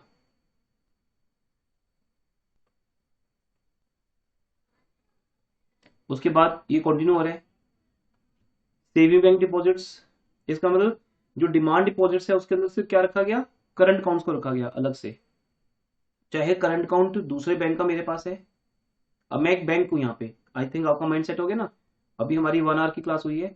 इस 1 आवर की क्लास में हमने एटलीस्ट अपने माइंड को सेट करना है कि हम बैंक हैं। तो किसी और बैंक का मेरे बैंक में अगर करंट अकाउंट है या किसी पब्लिक का मेरे पास करंट अकाउंट है, उसको बोल दिया demand deposits from bank from others. दूसरा सेविंग बैंक डिपॉजिट्स हैं जो पब्लिक के पड़े हैं, पर्सनल नेम से जो अकाउंट होते हैं। देखो हम सबका सेविंग अकाउंट में बेटा कुछ ना कुछ पैसा पड़ा ही होता है। तो बैंक्स के पास कितनी ज्यादा कैपिटल क्रिएट होगी इसी से। 5,000 10,000 तो एक बहुत छोटी सी बात है। कई लोगों के 10 लाख पड़े हैं सेविंग अकाउंट में, 5 लाख पड़े हैं, 20 लाख पड़े हैं। जो लोग जॉब्स करते हैं उनकी सैलरी आती है सेविंग अकाउंट में, तो सैलरी कई बार पड़ी रहती है क्योंकि उनके पास घर में कोई और सोर्स भी होता है इनकम का।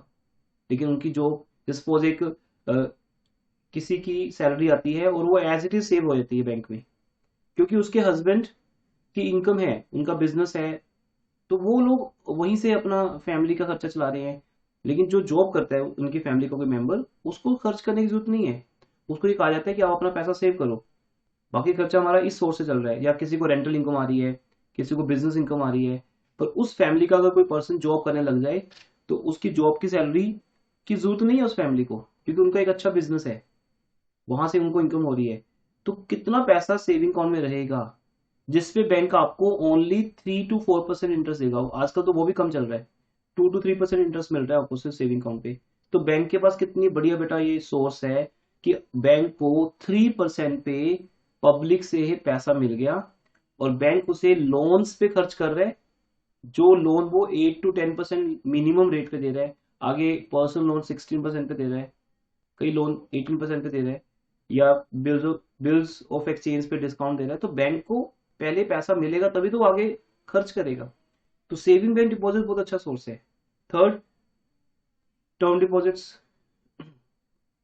टर्म डिपॉजिट्स में क्या होगा, FDs RDs जो एक टर्म के बाद पैसा वापस करने हैं, वो भी फिर अदर बैंक से मिलेगा पैसा हमें या पब्लिक से मिलेगा। ऐसे ही ये सब चीजें इंडिया के अंदर ब्रांचेस से पैसा मिले, क्योंकि बैंक की ब्रांचेस होती है। जैसे स्टेट बैंक ऑफ इंडिया की जो ब्रांचेस हैं हर एक सेक्टर में हैं, सिटीज के अंदर हैं।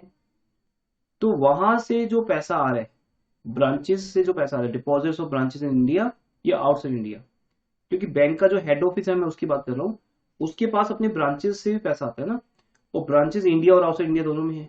तो टोटल ये पैसा हो गया बेटा आपका डिपॉजिट से जो आपके पास आता है। तो बैंक की फर्स्ट प्रायोरिटी क्या है कि बैंक के पास पैसा कहां से आए, डिपॉजिट से आए, क्योंकि कस्टमर से पैसा उसे फ्री में या कम से कम रेट ऑफ इंटरेस्ट पे मिलेगा।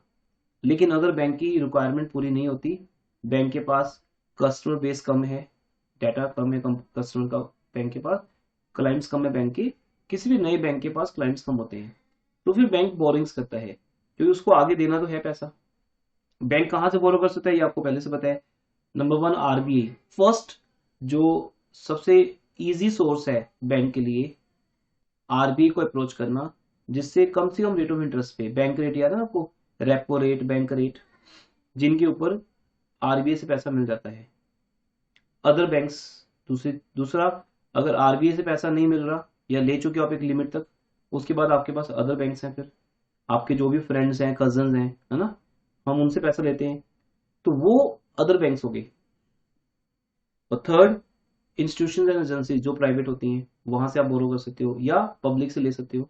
तो बोरिंग्स इन इंडिया या आउटसाइड इंडिया तो है ये हेडिंग हमारा, लेकिन वो कहाँ से ले सकते हो वो चीजें। लेकिन जब हम प्रैक्टिकली क्वेश्चन करेंगे बेटा तो इन इंडिया आउटसाइड इंडिया की जरूरत नहीं पड़ेगी, बस हमें यहाँ लिखना है कि बोरिंग्स किस से है, तो एक आधा पॉइंट दिया होगा बोरिंग फ्रॉम आरबीआई या फ्रॉम अदर बैंक्स या पब्लिक से बोरिंग की। पब्लिक से बोरिंग तो हम कैसे करते हैं, डिपॉजिट्स के थ्रू, इसलिए पब्लिक का पॉइंट ऊपर चला गया।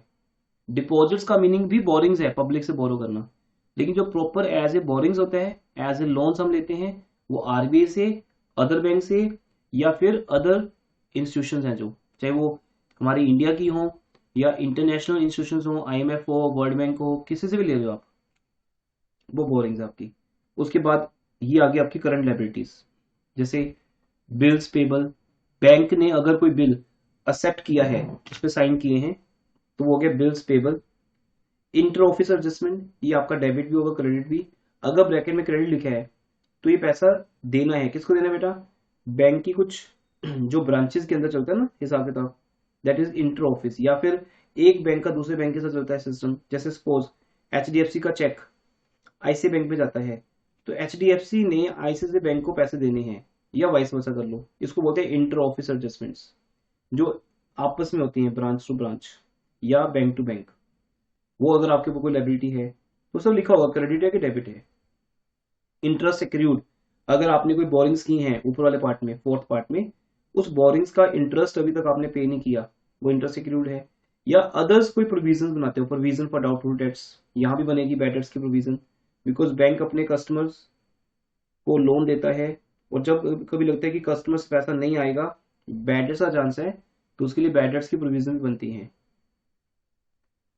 तो ये हो जाएगी प्रोविजन। तो फर्स्ट 5 पॉइंट्स हैं लायबिलिटीज के, कौन कौन से बेटा हो गए, याद होगी, share capital, number 2 reserves and surplus, number 3 deposits, number 4 borings, and number 5 other liabilities and provisions. हाँ जी, यहां तक डाउट है किसी का?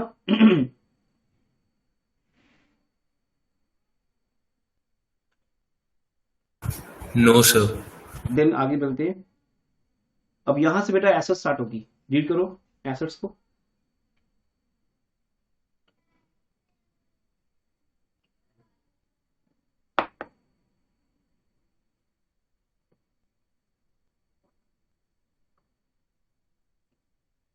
Cash and balances with RBI, it means अब बैंक के पास जो कैश इन हैंड है इंक्लूडिंग फॉरेन करेंसीज, प्लस 2 में बैंकिंग चैप्टर में हमने देखा था ना कि बैंक के पास कैश पड़ा है वॉलेट के अंदर, बैंक के खुद के पास जो पड़ा है बैंक का पैसा, खुद का पैसा है जो उसका, और उसके पास जो फॉरेन करेंसीज पड़ी हैं वो भी उसका कैश हो गया, cash in hand foreign currencies.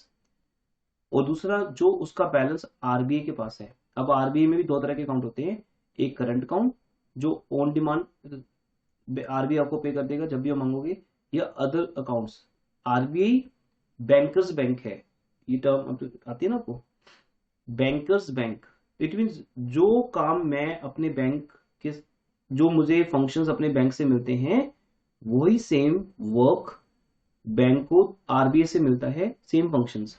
तो अगर एचडीएफसी बैंक ने अपना करंट अकाउंट ओपन करना है, या सेविंग अकाउंट या फिक्स डिपॉजिट अकाउंट ओपन करना है, तो वो किसके साथ करेगा, आरबीआई के साथ।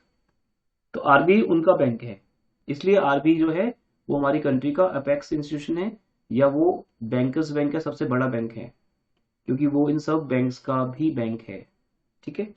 तो इन सब बैंक्स को अगर बैंकिंग सर्विस चाहिए तो वो फिर किसको मिलेगी, जैसे अगर एक डॉक्टर को अपनी सर्जरी करानी है, तो डॉक्टर भी तो बीमार हो सकता है, तो डॉक्टर की सर्जरी वो खुद थोड़ी करेगा, ही इज अ सर्जन, वो पेशेंट्स की सर्जरी कर सकता है, लेकिन खुद की सर्जरी कैसे करेगा, तो खुद की सर्जरी तो उसको करवानी पड़ेगी किसी और से, तो हर डॉक्टर का भी एक डॉक्टर है, राइट। तो ऐसे हर बैंक का एक बैंक है जो उसको सेम सर्विसेज प्रोवाइड करेंगे। नेक्स्ट है balances with bank and money at call and short notice. अब यहां पर आपका पैसा आरबीआई के बाद अदर बैंक्स के पास पड़ा है, अदर बैंक्स के करंट अकाउंट में, डिपॉजिट अकाउंट में पड़ा है, वो तो आपको पता है कि जब भी कहीं पड़ा होगा तो किसी अकाउंट में पड़ा होगा, ऐसा नहीं कि वो कहीं रखा हुआ है ऐसे ही, वो या तो वहां पे करंट अकाउंट में पड़ा है या अदर अकाउंट में पड़ा है, तो वही सेम आरबीआई के साथ है ऊपर, balance with RBI in current account other accounts, ऐसे ही यहाँ पे है balance with banks in current account और अदर डिपॉजिट अकाउंट्स। दूसरा money at call and short notice, ये पैसा आपने किसी बैंक में रखा है, आप उनको एक शॉर्ट नोटिस होगी 2 दिन का, आपको पैसा वापस मिल जाएगा। तो बैंक्स क्या करते हैं बेटा, अगर बैंक को लगता है कि 10 दिन के लिए उनके पास 200 करोड़ पड़े हैं, ऐसे होता है बैंक के पास ना, हमारे पास 2000 पड़े होते हैं या 2 लाख पड़े होते हैं ना, बैंक के पास 200 करोड़ पड़े होते हैं, तो बैंक उस 200 करोड़ को इन्वेस्ट कर देते हैं कुछ दिन के लिए। वो एक अकाउंट है money at call and short notice. वो पैसा अगर कहीं पड़ा है किसी बैंक के साथ तो वो यहां आ जाएगा।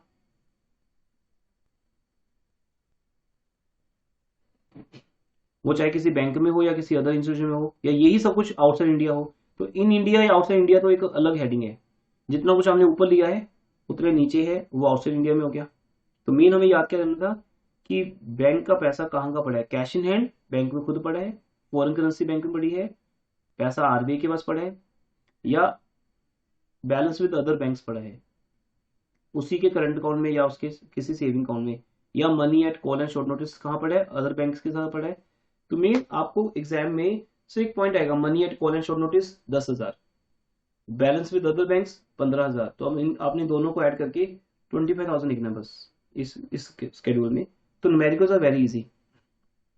जब थ्योरेटिकली आप इन परफॉर्मर्स को याद कर लोगे तो वो सबसे मेन वर्क है, टफ वर्क है। जब वो आपने कर लिया फिर आगे तो बहुत ईजी है। इन्वेस्टमेंट्स, यहाँ सबसे पहले investment in India, outside India. Outside India को याद नहीं करना, अगर कभी दी होगी एग्जाम में तो आप उसको अलग से लिख दोगे बस। इन्वेस्टमेंट कहाँ होती है, गवर्नमेंट सिक्योरिटीज में, या आरबीआई की जो अप्रूव्ड सिक्योरिटीज है, या किसी कंपनी के शेयर डिवेंचर बॉन्ड्स के अंदर, या हम अपनी सब्सिडरी कंपनीज में इन्वेस्ट करना होता है ना। आप किसी भी कंपनी के 51% से ज्यादा शेयर परचेज करो तो आप उसके होल्डिंग बन जाओगे। तो आप सब्सिडरीज में करते हो या ज्वाइंट वेंचर्स में करते हो पैसा इन्वेस्ट। छोटे छोटे ज्वाइंट वेंचर्स होते हैं जिनमें बैंक शॉर्ट टाइम के लिए पैसा इन्वेस्ट करता है। तो बेटा ये भी सीक्वेंस वाइज याद करने हैं आपको। तो इसमें पहचान क्या है कि गवर्नमेंट की सिक्योरिटीज को पहले रख लो और प्राइवेट की बाद में। तो शेयर डिवेंचर बॉन्ड्स वैसे हम बोलते हैं इसी सीक्वेंस में, शेयर डिवेंचर बॉन्ड्स, ठीक है। फिर सब्सिडरी ज्वाइंट वेंचर तो वैसे ही याद रहेगा, तो ये पॉइंट अगर आएगा तो अलग से लिख देंगे हम। तो नॉर्मली कुछ नहीं लिखा होता। जब हम क्वेश्चन करेंगे ना बेटा, आप देखोगे कि इन्वेस्टमेंट गिवन है बस, तो हम इन्वेस्टमेंट लिखकर लिख देंगे इन्वेस्ट गवर्नमेंट सिक्योरिटीज इन्वेस्टमेंट या ओनली इन्वेस्टमेंट, इतने की बस। देन और अगर एक इन्वेस्टमेंट होगी तो हम स्केड्यूल नहीं भी बनाएंगे तब भी चलेगा। उसके बाद है जो बैंक ने आगे एडवांस दिया है, that is the main schedule asset side का। अब इसका मतलब जब बैंक लोन लेगा किसी आरबीआई से अदर बैंक से तो उसका नेम रखा जाता है बोरिंग्स, बोरो करना पैसा। जब बैंक किसी को लोन देगा, किसी को भी लोन देगा तो उसका नेम रखा जाता है एडवांस। बैंक किसी को एडवांस दे रहा है तो इसलिए बैंक का जो प्राइमरी फंक्शन है वो है एडवांसिंग द लोन्स या एक्सेप्टिंग द डिपॉजिट्स। तो एडवांस दे रहा है बैंक तो वो क्या है, बिल्स परचेज्ड के थ्रू एडवांस दे रहा है। आपको बताया था मैंने, बैंक अपने क्लाइंट्स के बिल एक्सेप्ट करता है जिसको बोलते हैं बिल्स परचेज्ड एंड डिस्काउंटेड, ये इसका फुल नेम है। इसके ऊपर अलग से क्वेश्चन आएंगे, journal entries and account making इस टॉपिक पे। और आप देखोगे आफ्टर 7-8 क्वेश्चन आपको ये क्वेश्चन स्टार्ट हो जाते हैं। 3-4 क्वेश्चन दिए होंगे एक साथ जो इस पार्ट पे होंगे, bills purchased and discounted 5 marks में इंपॉर्टेंट है। फिर उसके बाद जो बैंक लोन देता है मेनली आपको पता है उसको हम सीसी बोलते हैं, कैश क्रेडिट। जो बैंक एक किसी एसेट के अगेंस्ट किसी एसेट को अपने पास प्लेज करके वहां से लोन लेता है।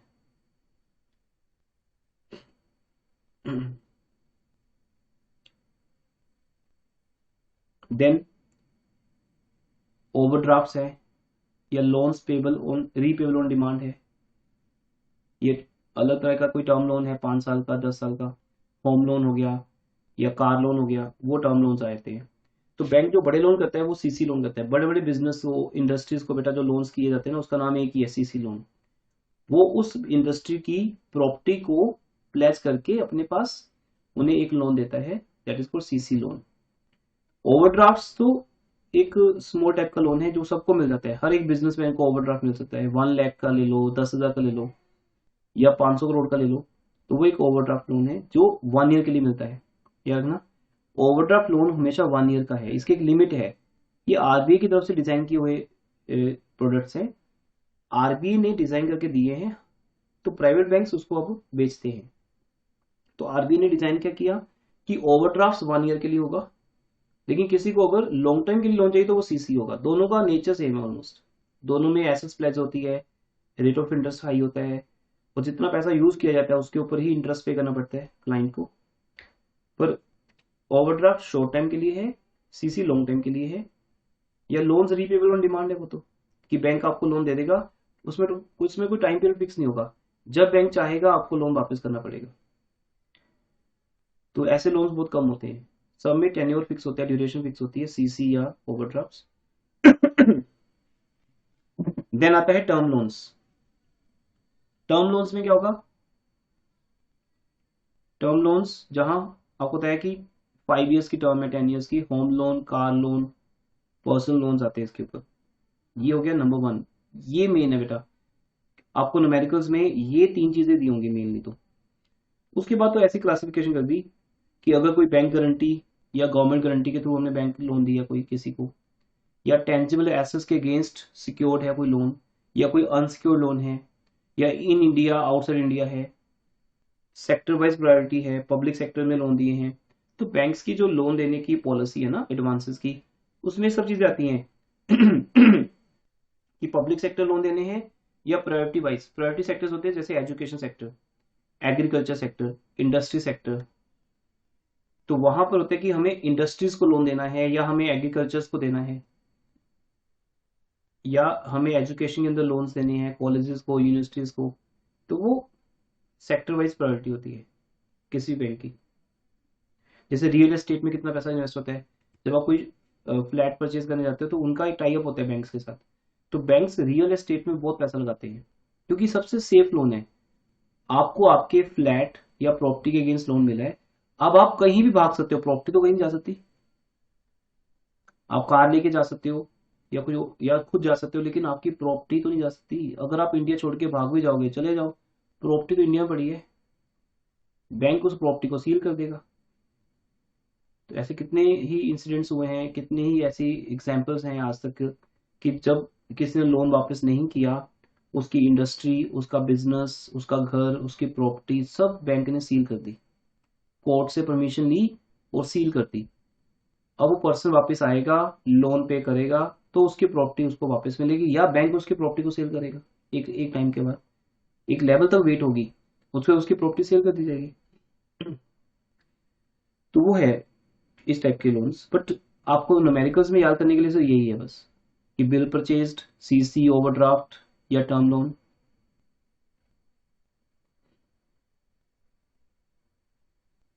देन फिक्स एसेट्स, ये बहुत इजी है। बैंक के पास या तो अपनी प्रेमिसेस हैं, अपनी बिल्डिंग है, अपनी प्रॉपर्टी है, तो वो, और उसकी ओपनिंग वैल्यू, एडिशन और परचेज की, लेस डिडक्शन हमने सेल कर दी, लेस डेप्रिसिएशन, या अदर फिक्स एसेट्स जिसमें फर्नीचर, फिक्चर्स, कंप्यूटर्स, एवरीथिंग आती है। तो फिक्स एसेट्स का यहाँ कोई सीक्वेंस नहीं है, बस प्रेमिसेस एंड अदर एसेट्स, 2 तरह के हैं यहाँ पर। देन आती है अदर एसेट्स। अब ये जो 11, 12 है ना बेटा, ये इंपॉर्टेंट है।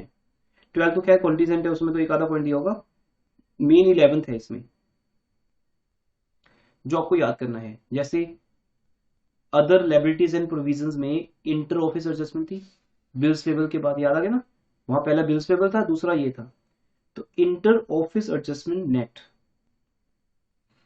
अगर आपने पैसा लेना है अपनी ब्रांचेस से या किसी और बैंक से, जो याद है आपको आरबीआई जो सेटलमेंट करते हैं आपस में, याद है वो क्या फंक्शन था, क्लियरिंग हाउस फंक्शन।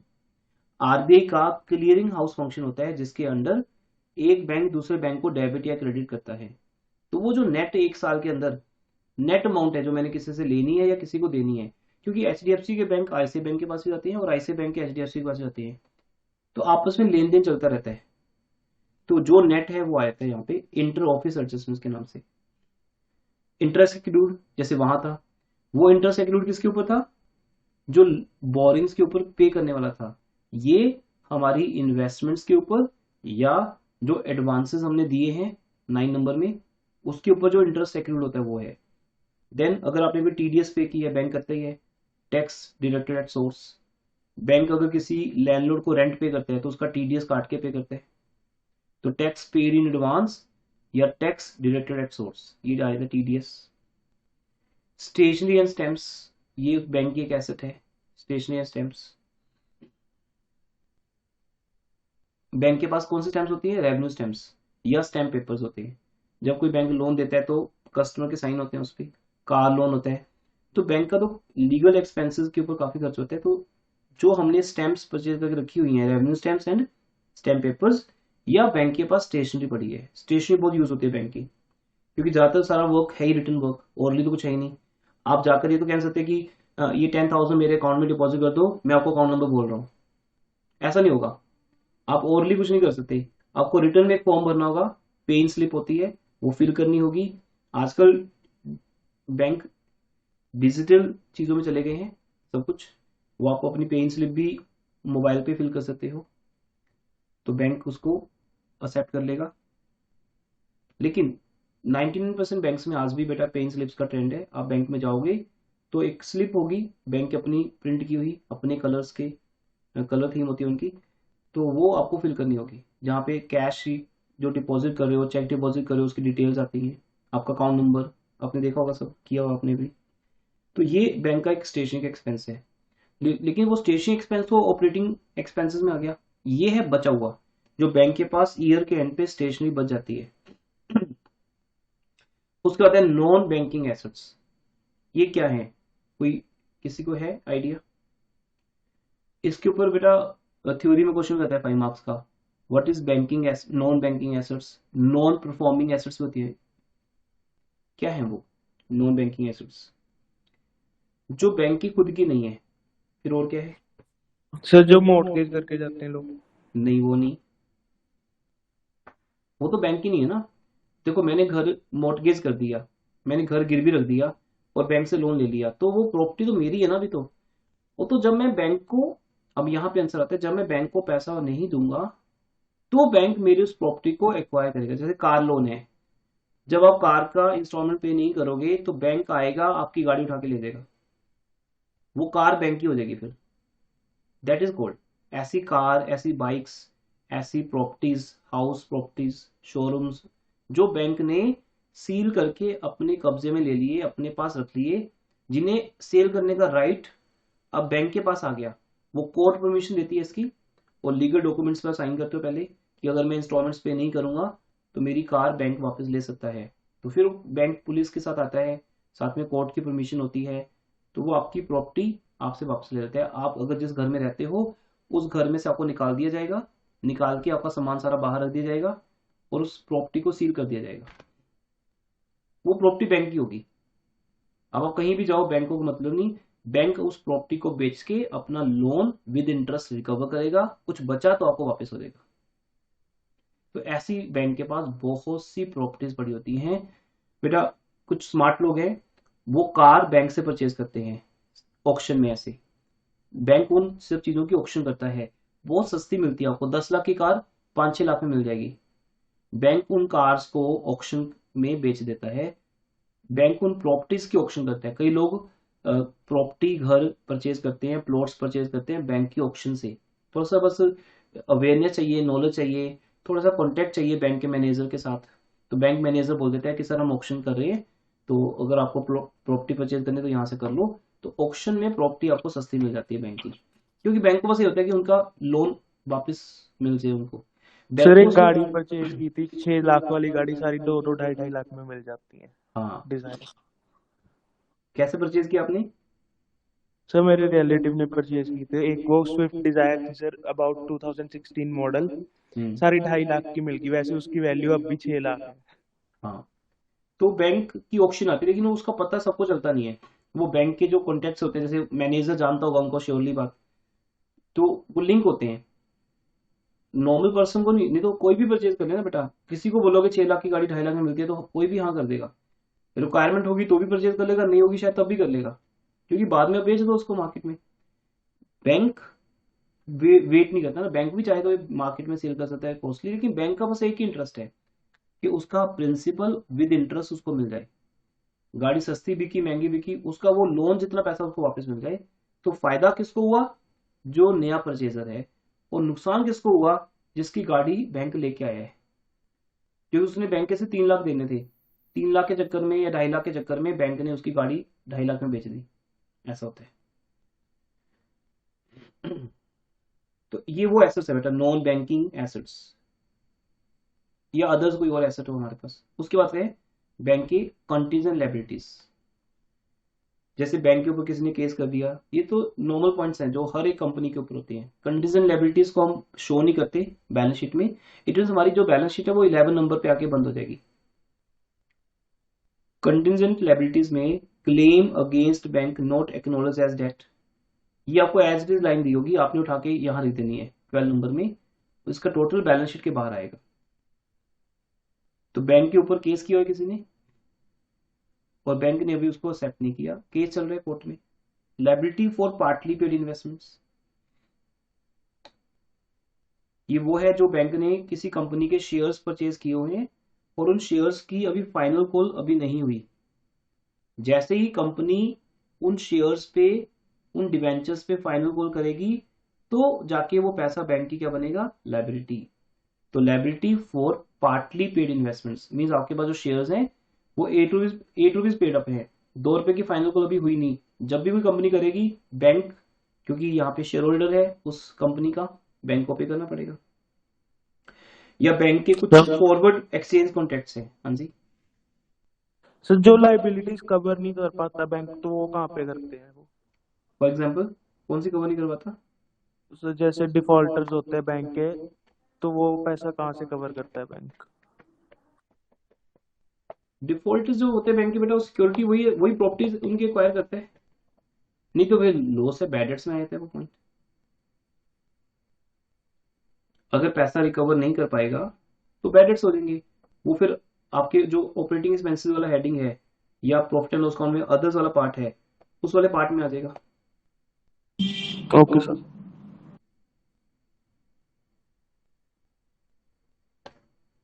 ठीक है, लेकिन पहली बात तो बैंक किसी को लोन बिना सिक्योरिटी देता नहीं है, तो बैंक अपना लोन जो है वो सिक्योरिटी बेस पे कवर करेगा।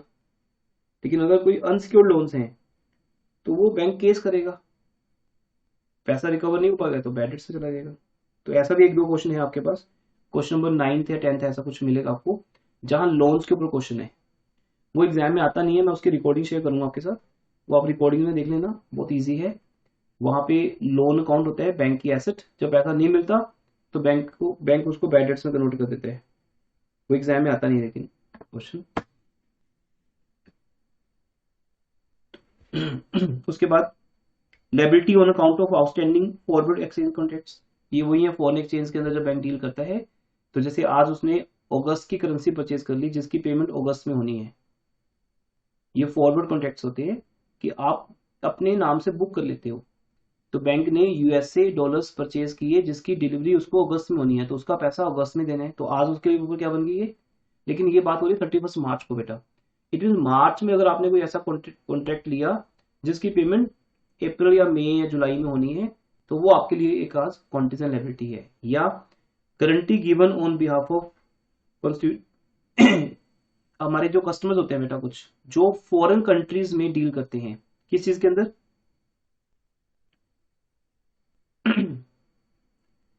कॉन्स्टिट्यूएंट्स क्या होते हैं, हमारे क्लाइंट्स जो फॉरेन कंट्रीज में इंपोर्ट एक्सपोर्ट का बिजनेस करते हैं, आपका बैंक आपकी गारंटी देता है। जैसे सपोज आप एक बड़े बिजनेसमैन हो, इंडस्ट्रियलिस्ट हो, बैंक के साथ आपकी एक रिच ट्रांजैक्शन होती हैं, तो बैंक आपकी गारंटी देता है आउटसाइडर्स को, that is called foreign country के एक्सपोर्टर्स को। वो गुड्स आपको एक्सपोर्ट करेंगे, वो आपको रॉ मटेरियल देंगे बैंक की गारंटी पे कि अगर आपने पैसा वापस नहीं किया तो बैंक वापस करेगा। तो बैंक यहां तक बेटा फंक्शंस करता है, जो आपकी गारंटी भी लेता है, इसको बैंक गारंटी कहते हैं। अब ये है तो लायबिलिटी ना, कल को अगर वो क्लाइंट भाग गया या उसने पैसा नहीं दिया या उसकी इंडस्ट्री को लॉस हो गया, तो रॉ मटेरियल या गुड्स जो हमने इंपोर्ट की हैं, जैसे हमने चाइना से गुड्स इंपोर्ट की, अब चाइना में जो एक्सपोर्टर बैठा है वो मुझे नहीं जानता, तो मेरा जो बैंक है आईसीआईसीआई बैंक, वो मेरी गारंटी लेगा कि पेमेंट उस एक्सपोर्टर को मिल जाएगी। तो एक्सपोर्टर उस गारंटी लेटर पे, इसको बोलते हैं लेटर ऑफ क्रेडिट, क्या बोलते हैं, लेटर ऑफ क्रेडिट। आपने बिजनेस स्टडीज में किया भी होगा कहीं ना कहीं सब। तो बैंक अपने क्लाइंट की गारंटी लेता है, फिर जो एक्सपोर्टर है चाइना में बैठा है जो, वो मुझे गुड्स इंपोर्ट करेगा, एक्सपोर्ट करेगा, मेरे लिए इंपोर्ट हो जाएगा, वो इंपोर्ट मुझे क्रेडिट पे मिलेगा। वो इंपोर्ट मेरा किस पे होगा? क्रेडिट पे होगा। क्रेडिट पे। तो वो मेरे पास एक फैसिलिटी है जो बैंक मुझे देगा, लेकिन बैंक के ऊपर वो एक कंटीजेंट लायबिलिटी है। तो इसमें बैंक को क्या बेनिफिट है? बैंक को कोई बेनिफिट नहीं बेटा, करना पड़ता है। जैसे आप मुझे कहते हो कि सर आप उनको फोन कर दो कि वो ऐसा कर देंगे, क्योंकि वो मुझे जानते हैं, तो मैं कर, अब मुझे अब फायदा क्या होगा मुझे आपसे? कुछ भी नहीं, पर आप मेरे क्लाइंट हो तो मुझे करना पड़ेगा ना आपके लिए, ठीक है ना। तो ऐसे कई बार स्टूडेंट्स बेनिफिट लेते हैं कि सर आप प्लीज उनको फोन कर दो, वो आपको जानते हैं, आपकी बात नहीं मना करेंगे, तो आप ऐसे ऐसे कर लो, तो हमें करना पड़ता है। तो एक एक इट्स इन गुड रिलेशनशिप। अब यहाँ पे आई विल चार्ज ना कि ठीक है बेटा आई विल चार्ज 5000, मैं फोन करने के 5000 चार्ज करूँ आपसे, ऐसा तो नहीं। पैसे देके तो आप कहीं से भी काम करवा लोगे, फिर 5000 अगर देनी है तो आप किसी को दे दोगे। लेकिन जब आप किसी अपने नोन को बोलते हो कि भी तुम्हारी बात तो वो नहीं करेगा, आप उनको फोन करो ऐसे, तो हम बहुत से बेनिफिट्स लेते हैं लिंक्स के थ्रू। तो आपका लिंक जिसके साथ भी है, जैसे आपका कजन है, आपका फ्रेंड है, आपका कोई भी है, मैं तो जानता ना उसको, तो मैं राहुल को फोन करूंगा कि राहुल वो आपके कजन है, आपके ब्रदर है, या आपके नेबर हैं, या आपकी सिटी में रहते हैं, और वो उनका आपसे बहुत अच्छा रिलेशनशिप आई नो, तो आप उनको फोन करोगे, वो मेरी बात मान ले। तो आपको ही करना पड़ेगा, क्योंकि मैं आपका सप्लायर हूं या मैं आपका कस्टमर हूं, आपको ये बात माननी पड़ेगी। अब यहाँ डील पैसों में थोड़ी ना होगी, आप उस चीज के मेरे से पैसे नहीं लोगे। तो ये बैंक भी एक हमारी इंस्टीट्यूशन है जिसको हम डेली मिलते हैं, और उसके साथ हमारी ट्रांजेक्शन होती हैं। तो बैंक हमारे से कितना कमाता है बेटा? देखो, बैंक हमें लोन देता है तो उस पर कमा रहे हैं, हमारा बैंक में एफडी पड़ी है। तो जब इतना जानते हैं हम बैंक को, तो हमारा रिलेशन भी तो ऐसे ही है बेटा, हम किसी को जानते हैं क्योंकि हम उससे रोज मिलते हैं, उससे हम कमाते हैं पैसा, तो उस बंदे की बात तो माननी पड़ेगी। तो बैंक गारंटीज देता है, लेटर ऑफ क्रेडिट इशू करता है, जिसके बेस पर मुझे फॉरेन कंट्री से इंपोर्ट मिलता है, और उसी बेस पे बिजनेस चल रहा है इंडस्ट्रीज का। तो इंडस्ट्रीज के साथ बैंक का बहुत अच्छी फ्रेंडशिप है, क्योंकि बैंक डिपेंड इंडस्ट्रीज पे करता है, वो कमाता ही इंडस्ट्री से है, उनको लोन देकर, लाइक दैट। उसके बाद acceptance, endorsement and other obligations, ये है वही जो बैंक ने कस्टमर के बिहाफ पे बिल एक्सेप्ट किए हैं, और आगे वो बिल बैंक आरबीआई को दे देता है री डिस्काउंट करने के लिए। ये पॉइंट भी इंपॉर्टेंट है। तो वो एक्सेप्टेंस है, एंडोर्समेंट्स जो बैंक ने कस्टमर के बिहाफ पे कर दी, कस्टमर का बिल कस्टमर से परचेज किया और आगे आरबीआई को देके उससे लोन ले लिया। अब कल को अगर कस्टमर मीन मेरा डेटर इंसॉल्वेंट होता है, तो उसका साइन किया हुआ बिल जो मैंने बैंक के साथ डिस्काउंट करवाया, तो बैंक किससे पैसा मांगेगा? मेरे से। और बैंक ने अगर वो बिल किसी और आरबीआई या किसी को दिया हुआ है, वो उनसे मांगेगा। तो ये कंटीजेंट लायबिलिटी वाला पार्ट होता है कि अगर एक बंदा जाएगा तो उसके रिलेटेड सब लोगों को लॉस होगा, क्योंकि अल्टीमेट पैसा तो मेरे डेटर ने देने जिसने बिल साइन किया हुआ है। तो ये वो एक्सेप्टेंसेस हैं, एंडोर्समेंट्स हैं, जो बैंक के ऊपर एक कंटीजेंट लायबिलिटी है 31 मार्च को। इसका डिसीजन आने वाले टाइम में होगा कि वो पैसा आया या नहीं आया, या कोई और आइटम जिसके लिए बैंक कंटीजेंटली लायबल है, वो सब आता है इसमें। तो आपको इनमें से कोई एक एग्जांपल दी होगी, बस आपको पहचान करनी है बेटा, बस कि गारंटी है, या claim against bank acknowledge not acknowledge as date है, या एक्सेप्टेंस एंडोर्समेंट के नाम से दिया है, वो सब कंटीजेंट लायबिलिटीज में आएगा। उसके बाद फिर होते हैं बेटा फॉर्मेट्स आते हैं। ये मॉर्निंग में जो क्लास रहेगी लॉन्ग क्लास रहेगी, क्योंकि मुझे जल्दी से जल्दी ओवर करने, आपको फ्री करने, और फ्राइडे सैटरडे में अवेलेबल नहीं हूँ, I am out of station. तो इसलिए इन 4 डेज में मैं मैक्सिमम चैप्टर आपको करवाऊंगा कवर, और फिर कुछ रिकॉर्डिंग शेयर भी कर दूंगा। फ्राइडे सैटरडे आप रिकॉर्डिंग देख लेना, 2 जुलाई एंड 3 जुलाई। देन फिर संडे मंडे ट्यूसडे है हमारे पास, क्योंकि 6 जुलाई तक क्लासेस रहेंगी आपकी मेरी तरफ से। तो फिर आगे जो 3 डेज मिलेंगे, संडे मंडे ट्यूसडे, उन 3 दिनों में चैप्टर ओवर कर दिया जाएगा। वैसे फ्राइडे तक की मोस्टली हो जाएगा, कि जब आप रिकॉर्डिंग देखोगे सारी रिकॉर्डिंग आपको समझ आ जाएंगी। तो ऑब्वियसली संडे मंडे की क्लास में तो वो लोग आएंगे जिनके वो क्वेश्चन हम जिनसे नहीं होंगे, है ना, ऑब्वियसली। तो आपकी क्लासेस है मंडे, आज Tuesday Wednesday Thursday, 4 days classes हैं। उसके बाद फिर 2 दिन की ऑफ रहेगी, संडे मंडे ट्यूसडे रहेगी क्लास। फिर सर ट्यूसडे कितने लास्ट। बजे तक है क्लास? बस अभी बेटा 10 कितने मिनट की बजे? रहेगी अब तो। ओके जी। तो कमिंग ट्यूसडे जो होगा, नेक्स्ट ट्यूसडे आपका लास्ट डे होगा। फिर उसके बीच में आपको ये चैप्टर कवर करने हो जाएगा, इजीली हो जाएगा, कंफर्टेबली। तभी हमने इंश्योरेंस, प्रॉफिट प्रायर और मैनेजर रेम्युनरेशन को थोड़ा सा ऐसे किया मिक्स करके, recordings plus live class, so that banking के लिए टाइम बच जाएगा हमारे पास न्यूमेरिकली। लेकिन इंश्योरेंस ज़्यादा इंपॉर्टेंट है as compare to banking, but वो बिल्कुल एक स्टैंडर्ड चैप्टर का तो हो गया इजीली, कोई प्रॉब्लम नहीं। तो आगे बढ़ते हैं। Format of PL count, profit and loss count for the year ended. देखो अब ये फॉर्मेट आपको इजी है ना। नंबर 1, इसका फर्स्ट पार्ट है इनकम। इनकम में 2 इनकम्स आते हैं, इंटरेस्ट अर्न, उसमें भी 4 पॉइंट्स आते हैं जो हमने याद कर लिए। इंटरेस्ट किस पे अर्न होते हैं? Interest on advances and bills purchased. फिर दूसरा, फिर तीसरा, सब पॉइंट्स है ना हमारे पास। तो वो सब टोटल यहाँ आ जाएगा 30 नंबर के सामने। अदर इनकम काफी कुछ है उसके अंदर, 14 number. Then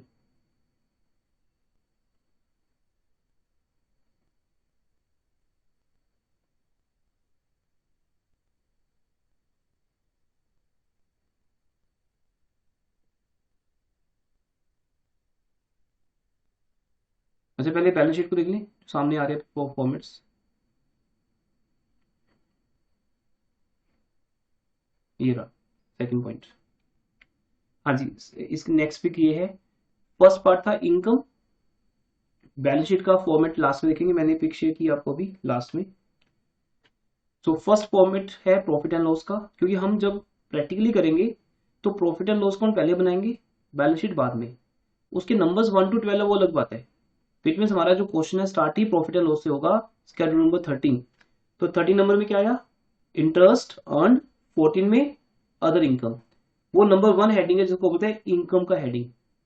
second heading expenditures का हेडिंग बेटा, जिसमें 2 एक्सपेंडिचर्स हैं, इंटरेस्ट एक्सपेंडेड, वो देख लिया आपने, इंटरेस्ट किसको पे करते हैं हम। ऑपरेटिंग एक्सपेंसेस में 11 पॉइंट्स हैं, उसका टोटल यहां आ जाएगा। थर्ड, प्रोविजंस एंड कंटीजेंसीज, जैसे provision for bad debts, provision for taxation, वो डायरेक्टली यही बनेगी प्रॉफिट एंड लॉस अकाउंट के अंदर, इसका कोई स्केड्यूल नहीं है। फिर आपके पास 2 हेडिंग्स आ जाएंगे, एक इनकम का टोटल 1 का, दूसरा एक्सपेंडिचर का टोटल। तो जब आप इनकम में से एक्सपेंडिचर माइनस करोगे तो ऑब्वियसली क्या होगा, आपका प्रॉफिट या लॉस आएगा। तो थर्ड हेडिंग किसको दिया गया है, दिख रहा है सबको प्रॉपर? थर्ड हेडिंग किसको दिया गया है? Profit and loss. Profit and loss. तो प्रॉफिट या लॉस में नेट प्रॉफिट या लॉस इस बात पे डिपेंड है, income is more than expenditure या लेस देन। तो अगर आपकी इनकम एक्सपेंडिचर से ज्यादा है तो आपको बिजनेस में प्रॉफिट है, अगर कम है तो लॉस है, वो प्रॉफिट लॉस आ जाएगा। प्लस पिछले साल का प्रॉफिट लॉस जो हमारे पास ऑलरेडी प्रॉफिट एंड लॉस के नेम से बैलेंस पड़ा है, surplus in profit and loss count या प्रॉफिट एंड लॉस के नाम से दिया होगा, वो ब्रॉड फॉरवर्ड जो इस साल लेके आएंगे, इसको हम ऐड कर देंगे। तो करंट ईयर का प्रॉफिट से 1 लाख, प्रीवियस ईयर के प्रॉफिट से 10 लाख, तो टोटल हमारे पास 11 लाख का प्रॉफिट हो गया, जिसको हम बोलते हैं सरप्लस, कि 11 लाख रुपए का हमारे पास सरप्लस का काउंट हो गया। फिर उसमें से होती है एप्रोप्रिएशंस, हम हर साल अपने करंट ईयर के प्रॉफिट का कितने परसेंट बताया था, 25%। ये आरबीआई फिक्स करता है, प्रेजेंटली आपकी बुक्स में 25% चल रहा होगा। Transfer to statutory reserve 25%।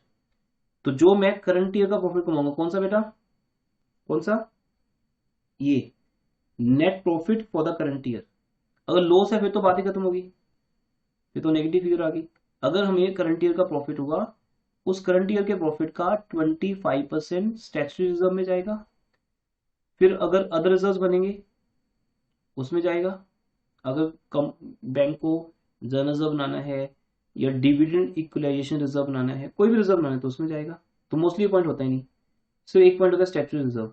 उसके बाद बाकी का पैसा अगर गवर्नमेंट बैंक है, जैसे होता है ना नेशनलाइज्ड बैंक है, तो वो सारा पैसा गवर्नमेंट को मिलेगा एज ए डिविडेंड, या अगर प्राइवेट बैंक है तो उसके शेयर होल्डर्स है, उनको मिलेगा एज ए प्रपोज्ड डिविडेंड।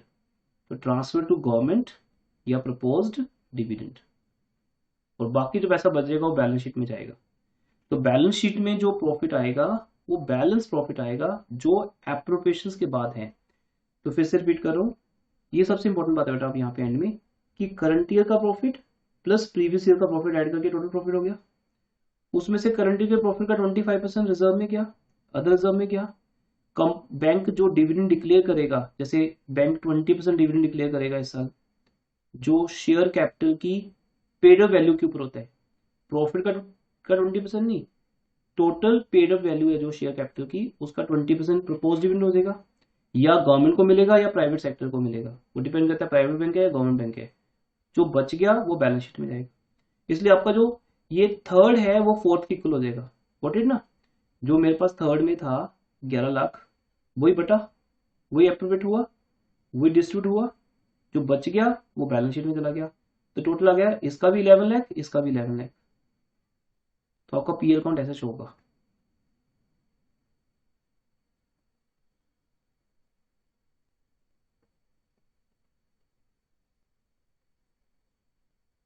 आपको तो मिला है लास्ट बैलेंस शीट वाला कॉन्सेप्ट,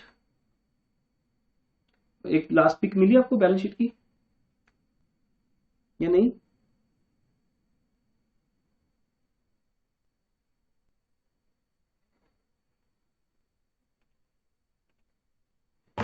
एक मिनट के लिए होल्ड कर रहा हूँ, पिक मिल ओपन गई करो। सर। हाँ मैं यहाँ पे नहीं आई अभी, मैं यहाँ पे लेके आता हूँ, एक मिनट होल्ड कर रहा हूँ बेटा आपको।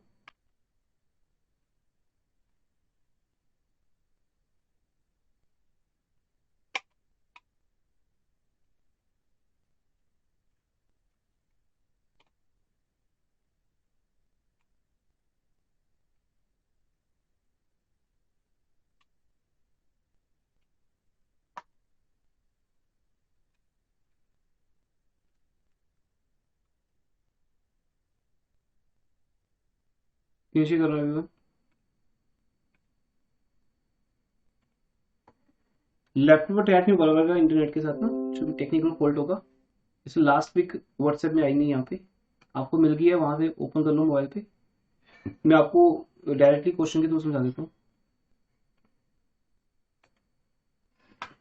देखिए अब लास्ट बार लेते हैं आज की बैलेंस शीट का जो फॉर्मेट है वो हमें देखना है। टोटल 90 मिनट्स की क्लास हो चुकी है अभी तक हमारी, 1.5 घंटे की। इट्स नॉर्मल क्लास, इतना स्लोट तो एक ही। आज मैं आपके साथ रिकॉर्डिंग शेयर करूंगा बेटा, क्लास ओवर होने के बाद मैं आपके साथ 1-2 लेक्चर रिकॉर्डेड शेयर करूंगा, सो दैट देखो अभी आज की क्लास का कोई होमवर्क नहीं है, तो आप कल तक वेट करोगे कोई बेनिफिट नहीं है। फुल डे आपके पास टाइम ही टाइम है, कॉलेज अगर नहीं है फ्री हो तो डोंट वेस्ट योर टाइम, कल तक ही वेट मत करना। मेरा वर्क हो चुका है, आई नो, मैंने जो समझाना था समझा दिया। इसके बाद 1 या 2 क्वेश्चन आप रिकॉर्डिंग से देखना, सो दैट आपको एक समझ आ जाए। जैसे आई थिंक उसमें फर्स्ट क्वेश्चन हो रहा होगा कि प्रॉफिट एंड लॉस अकाउंट कैसे बनता है, और 25% of the current year profit. ये देखो इस क्वेश्चन में, फर्स्ट क्वेश्चन में करंट ईयर प्रॉफिट कितने, 3649। बहुत इजी है बेटा, मतलब आपने जो फाइनल अकाउंट्स किया ना +1 में, उससे भी इजी है, इतना इजी है। तो उसके लिए आपको कल तक की वेट नहीं करनी, मेरे पे डिपेंड रहने की नीड नहीं है। मैंने समझा दिया, अब आपने उसको बस एक बार करके देखना है, वो भी रिकॉर्डिंग में सुनना है आपको, खुद खुद कुछ नहीं करना। Okay, that is equally good. आज भी देखो आपने पूरे 1.5 घंटे में एक भी क्वेश्चन नहीं पूछा, एक भी कोई ऐसा क्वेश्चन नहीं था जो मेरे लेक्चर से रिलेटेड है। अगर ऐसा तो आपने से सुना है, तो जब रिकॉर्डिंग देखोगे तब भी आपको समझ आ जाएगा। बट हमें कवर करने आज का एक दो लेक्चर वो कवर करने आज। 3649 का 25% स्टैट्यूटरी रिजर्व में जाएगा, ये एक स्टैंडर्ड रेट है जो आपका इस चैप्टर में अप्लाई होगा। फिर अदर रिजर्व में एप्रोप्रिएशन कोई नहीं है। एक मिनट बेटा, प्रपोज डिविडेंड में एप्रोप्रिएशन कोई नहीं है। यस बताओ सर आज ये वाली रिकॉर्डिंग कब तक शेयर हो जाएगी? मेरा हो ना जाएगी बेटा, आधे अभी घंटे हो जाएगी क्लास के बाद ही। ओके अभी ऐसे तो टाइम लगता है आधा घंटा, वो अपलोडिंग में टाइम लगेगा। जो दो ओके सर। प्रोसेस होती है, कंप्रेसिंग एंड अपलोडिंग, उसमें टाइम लगता है। देन फिर बैलेंस शीट में जाएगा। ओके, तो ये एक फॉर्मेट है जो मैंने आपको करवा दी है प्रॉफिट एंड लॉस का। इसके रिलेटेड शेड्यूल्स बनते हैं, जैसे इंटरेस्ट अर्न में क्या क्या है, interest on advancing and discount on bills. तो इंटरेस्ट एडवांसेस के ऊपर है, डिस्काउंट बिल्स के ऊपर है, आप अलग अलग भी लिख सकते हो। वो आपको क्वेश्चन में फाइंड आउट करने हैं, बस ढूंढने हैं। आपको दियो है, चेक कर लो, चाहे फर्स्ट क्वेश्चन में 2490, 1490, 1600, 2320, वो प्रॉपर वहां पे समझाऊंगा ना रिकॉर्डिंग में, तो एक एक करके वहां बहुत स्लो चलेगा सिस्टम, इसी तो मैं आपको ओवरथ्रू कर। अब देखो और कुछ है ही नहीं, income from investment, interest on balance with RBI, तो अगर नहीं है तो मत लिखो आप, चाहे कोई बात नहीं, जरूरी नहीं कि आपको फॉर्मेट पूरा बनाना है। फिर अदर इनकम में सर एक ही है, एक्सचेंज कमीशन ब्रोकरेज, वो आ गया पहले कमीशन सीईबी, ठीक है। उसके बाद फिर इंटरेस्ट एक्सपेंडेड में दो हैं, हमने इंटरेस्ट किसको पे किया, बोरिंग्स को पे किया या डिपॉजिट्स को पे किया, वो आ गया। ऑपरेटिंग एक्सपेंसेस में 11 पॉइंट्स का पॉइंट है, तो उसमें आपको क्या दिए हैं, payment to employees, rent, taxes, lighting, फिर डायरेक्टर फीस, ऑडिटर, इंश्योरेंस, ये अदर चार्जेस। तो अब मैंने आपको ये बहुत फास्ट करवा दिया विद इन 2-3 मिनट्स, बट यही चीज आप वहां पे आधे पौने घंटे में करोगे, तो बड़े आराम से पेशेंस से होगा वहां पे, बट आपको ऑलरेडी आता होगा। फिर ऐसा सेकंड क्वेश्चन करोगे, मैं ये रिकॉर्डिंग शेयर करता हूँ आपके साथ। फिर थर्ड क्वेश्चन होगा, उसमें प्रॉफिट एंड लॉस काउंट है, सब क्वेश्चन सेम है बेटा, अगर एक आता सारे आते हैं आपको, और ये डिपेंड करेगा फॉर्मेट्स के ऊपर। तो लेकिन पहले आज की क्लास का होमवर्क करना जो है, फॉर्मेट्स को याद करना, प्रॉफिट एंड लॉस काउंट और बैलेंस शीट के फॉर्मेट्स को याद करना, उसके सीक्वेंस को याद करना, देन ये क्वेश्चन आपके लिए कुछ भी नहीं है बेटा। लिटरली अगर आपने रिकॉर्डिंग्स देख ली ना, तो आप बोलोगे सर कोई डाउट नहीं है। अब यहाँ पे देखो, प्रोविजन फॉर बैड डेट्स बनती है। अब क्वेश्चन नंबर 5 है, ये मान लो मैं आपको लाइव करवा दूँ, कोई दिक्कत नहीं, लेकिन रिकॉर्डिंग में भी लाइव ही हो रहा है, तो वहां भी समझ आ जाएगा। तो प्रोविजन फॉर बैड डेट्स आपको 40,000 की बनानी है। प्रोविजन फॉर टैक्सेशन आपको करंट ईयर के प्रॉफिट का 55% बनाना है, वो सब दिया हुआ है क्वेश्चन में। Provision for taxation to be made 55%, तो करंट ईयर का प्रॉफिट कितना हुआ हमें,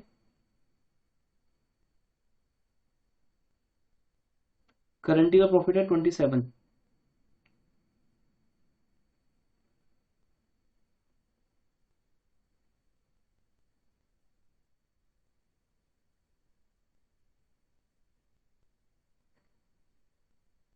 हाँ वो पता है क्यों है, क्योंकि वो हम 74 का प्रोविजन फॉर वो भी ले रहे हैं ना कुछ उसमें।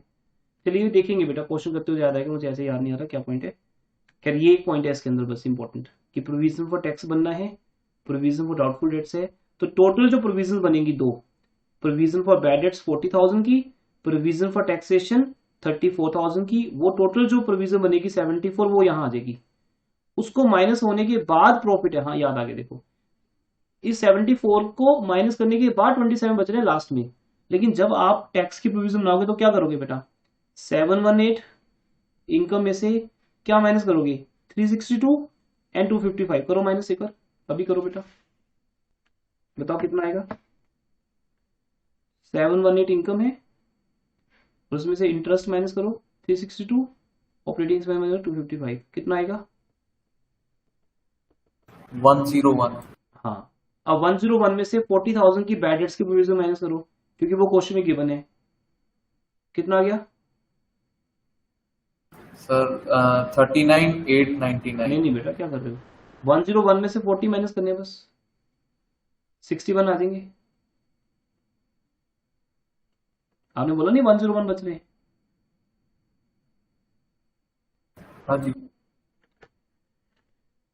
नहीं हो रहा क्या, 718 में से आपको माइनस करनी है दो एक्सपेंडिचर्स, 362 एंड 255। ये तो फाइनल आंसर है ना, इसको मत देखो अभी, अभी तो हम प्रोविजन बना रहे हैं। जब हम प्रैक्टिकली इस क्वेश्चन करेंगे तो फाइनली क्या बचेगा, 101 नहीं बचेगा। आप इस 101 में से अगर बैड डेट्स की प्रोविजन जो कि अलाउड है, प्रोविजन फॉर बैड डेट्स या बैड डेट्स प्रोविजन माइनस कर दें, तो 61 रुपीज का प्रॉफिट बच गया, इसका 55% टैक्स बनेगा। तो वो एक वर्किंग नोट है बेटा कि 61 कैसे आया, वो इनकम में से एक्सपेंडिचर्स माइनस करके आया, साथ में बैड डेट्स का प्रोविजन, क्योंकि bad debts provision operating expenses में नहीं आती ना। जैसे राहुल पूछ रहे थे, जो पैसा रिकवर नहीं हुआ वो बैड डेट्स है, वो ऑपरेटिंग एक्सपेंसेस के साथ अलग से लिखा जाएगा प्रोविजंस एंड कंटीजेंसीज के अंदर, प्रोविजंस फॉर कंटीजेंसीज के अंदर। तो वो 40 माइनस करके बच गया 61। अब 61 का 55% टैक्स गवर्नमेंट को दे दिया हमने, तो टोटल टैक्स प्रोविजन कितनी बनी 74, तो इसलिए 74 यहाँ आएगा। दैट्स वाई यहाँ पर फाइनली जो प्रॉफिट बचेगा 27 बचेगा। और पिछले साल का प्रॉफिट हमें गिवन नहीं है क्वेश्चन में, अगर गिवन होगा तो किस नेम से गिवन होगा, प्रॉफिट एंड लॉस ब्रैकेट में क्रेडिट। तो 27 रुपीज का जो प्रॉफिट हमारे पास है अब ओवरऑल करंट ईयर का ही है ये बस, क्योंकि प्रीवियस ईयर का 0 है। इस 27 का मतलब ये 27 ये वाले नहीं है, ये वाले हैं। जो रिकॉर्डिंग्स आज मैं शेयर करूंगा बेटा उसमें सब है ऑलरेडी, बहुत अच्छे समझा रहा हूं मैं, उन सबको देखना, फिर आप खुद से क्वेश्चन करना है 1-2, जैसे 5 क्वेश्चन देखना रिकॉर्डिंग्स में से, तो खुद से 2 या 3 क्वेश्चन करके देखना मिनिमम। 27 रुपीज जो करंट, इसको नहीं देखना हमने, वो तो बाय चांस यहाँ प्रीवियस ईयर का प्रॉफिट 0 है तो इसलिए 27 ही आ गया। अगर प्रीवियस ईयर का प्रॉफिट दिया था 5 तो यहाँ पे कितना था 32, तो भी हम करंट ईयर के प्रॉफिट का ही 25% शिफ्ट करते, ट्रांसफर टू स्टैट्यूटरी रिजर्व। और प्रपोज डिविडेंड भी दिया यहाँ पे 15 रुपीज का, वो सब माइनस करने के बाद बैलेंस जो बचा वो बैलेंस शीट में जाएगा। तो आपका ये जो टोटल है वो इससे मैच हो जाएगा। ये मैं आपको थ्योरेटिकली समझा रहा था, अब आपको समझ आ गया तो ठीक है, नहीं आया तो कोई बात नहीं, वो रिकॉर्डिंग्स या मेरी नेक्स्ट लाइव क्लास की वेट करिए, कल मैं आपको एक फुल फ्लैश क्वेश्चन करवाऊंगा। तो इसलिए मैं कह रहा हूँ कि कल तक वेट करने के बजाय, अगर ये नॉर्मल डेज होते ना फिर हम बोलते ठीक है बेटा आज इंट्रो का लेक्चर हो गया, कल हम फर्स्ट क्वेश्चन से स्टार्ट करेंगे, बट अब ये हमारे पास नॉर्मल डेज नहीं है, 1 वीक का टाइम है मैक्सिमम। तो इसलिए अब आप मेरी कल क्लास से पहले भी अपने आप को रिकॉर्डिंग्स के थ्रू प्रिपेयर करोगे, ताकि कल की जो बात है वो फाइनल बात हो हमारी, ठीक है। एज ए लेमैन नहीं आओगे आप, एक्सपीरियंस होकर आओगे इन क्वेश्चन से।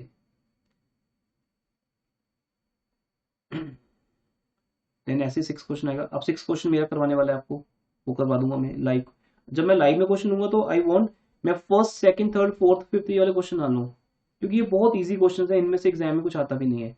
ये आप रिकॉर्डिंग से देख के ओके कर दो, इन फर्स्ट 5 क्वेश्चन के डाउट्स ले आओ, और मैं आपको कहीं ना कहीं 6th और 7th में से कोई क्वेश्चन करवाऊं जो मेन क्वेश्चन है। तो 6 एक मेन है बेटा, इसमें ज्यादातर सारे पॉइंट्स कवर हो जाते हैं,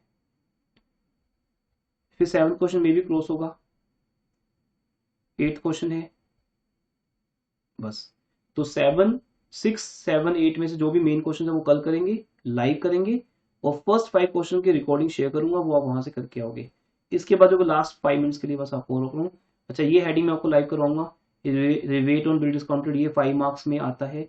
तो बैंकिंग चैप्टर में से 5 मार्क्स में ये आ जाता है, और कई बार थ्योरी आ जाती है बस।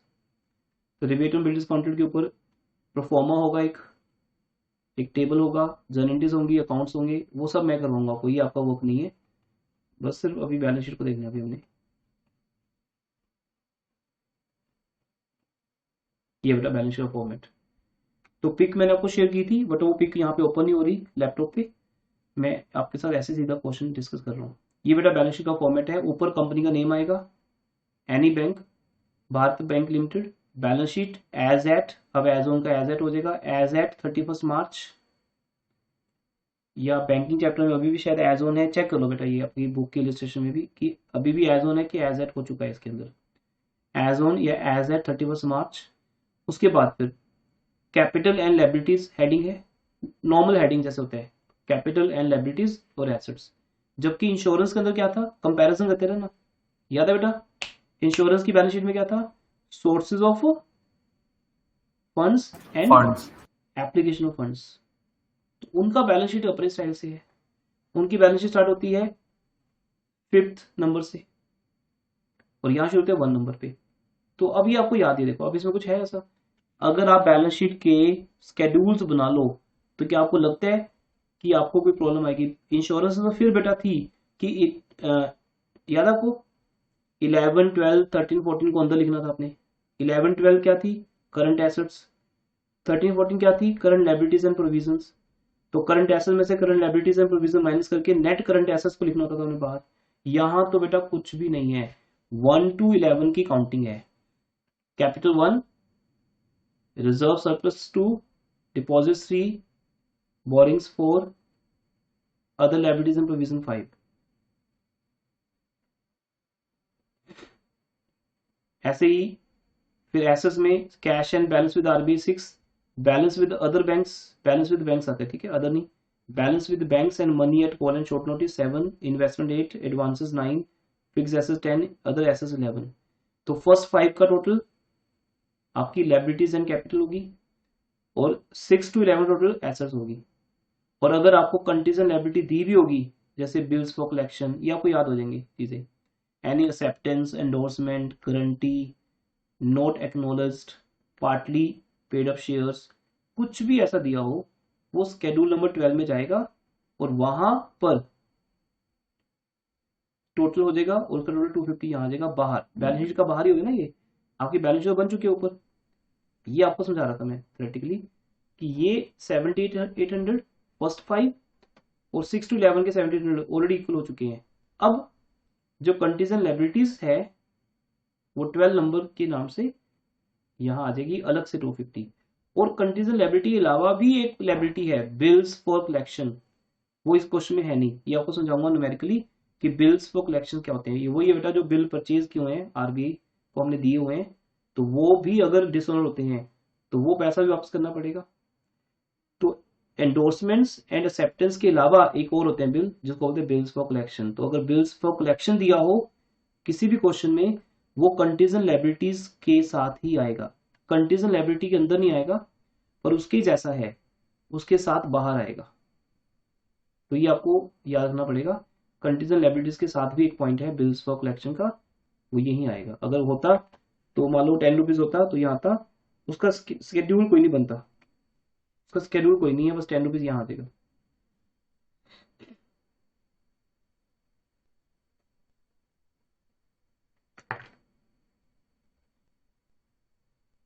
ओके, तो आज की क्लास यहाँ पे ओवर होती है, कल मिलेंगे एक लाइव क्वेश्चन के साथ। I think that will be 6 question, 6 या 8 दोनों करेंगे हम। फर्स्ट 5 क्वेश्चन मैं आज आपको होमवर्क में दे रहा हूँ, नॉर्मल डेज में होमवर्क नहीं होता लेकिन आज आप फर्स्ट 5 क्वेश्चन करोगे, टाइम नहीं है हमारे पास ज़्यादा, और उसमें हेल्प के लिए मैं आपको रिकॉर्डिंग्स भी शेयर करूंगा, ठीक है। Okay everyone, sir class over कर रहा हूँ। हाँ जी, सर हाँ जी बेटा। तो मेरा इस क्लास का ना आधे घंटे का लेक्चर मिस हुआ था, हाँ आई उसमें नो क्या हुआ दैट, था? कोई बात नहीं, आप मिल जाएगी रिकॉर्डिंग आपको जल्दी। नहीं वैसे उसमें क्या हुआ था? बस वही स्केड्यूल 1 2 3 4, ओके सर। देखो कहाँ से आपने एंटर किया था। सर वो बैलेंस शीट की स्टार्टिंग से। हाँ बस स्केड्यूल्स हुए थे बेटा, 1 2 3 4 प्रॉफिट एंड लॉस के स्केड्यूल्स किए थे हमने, फिर बैलेंस शीट से ज्वाइन कर लिया था। Okay yes. ठीक है बेटा, ओके एवरीवन।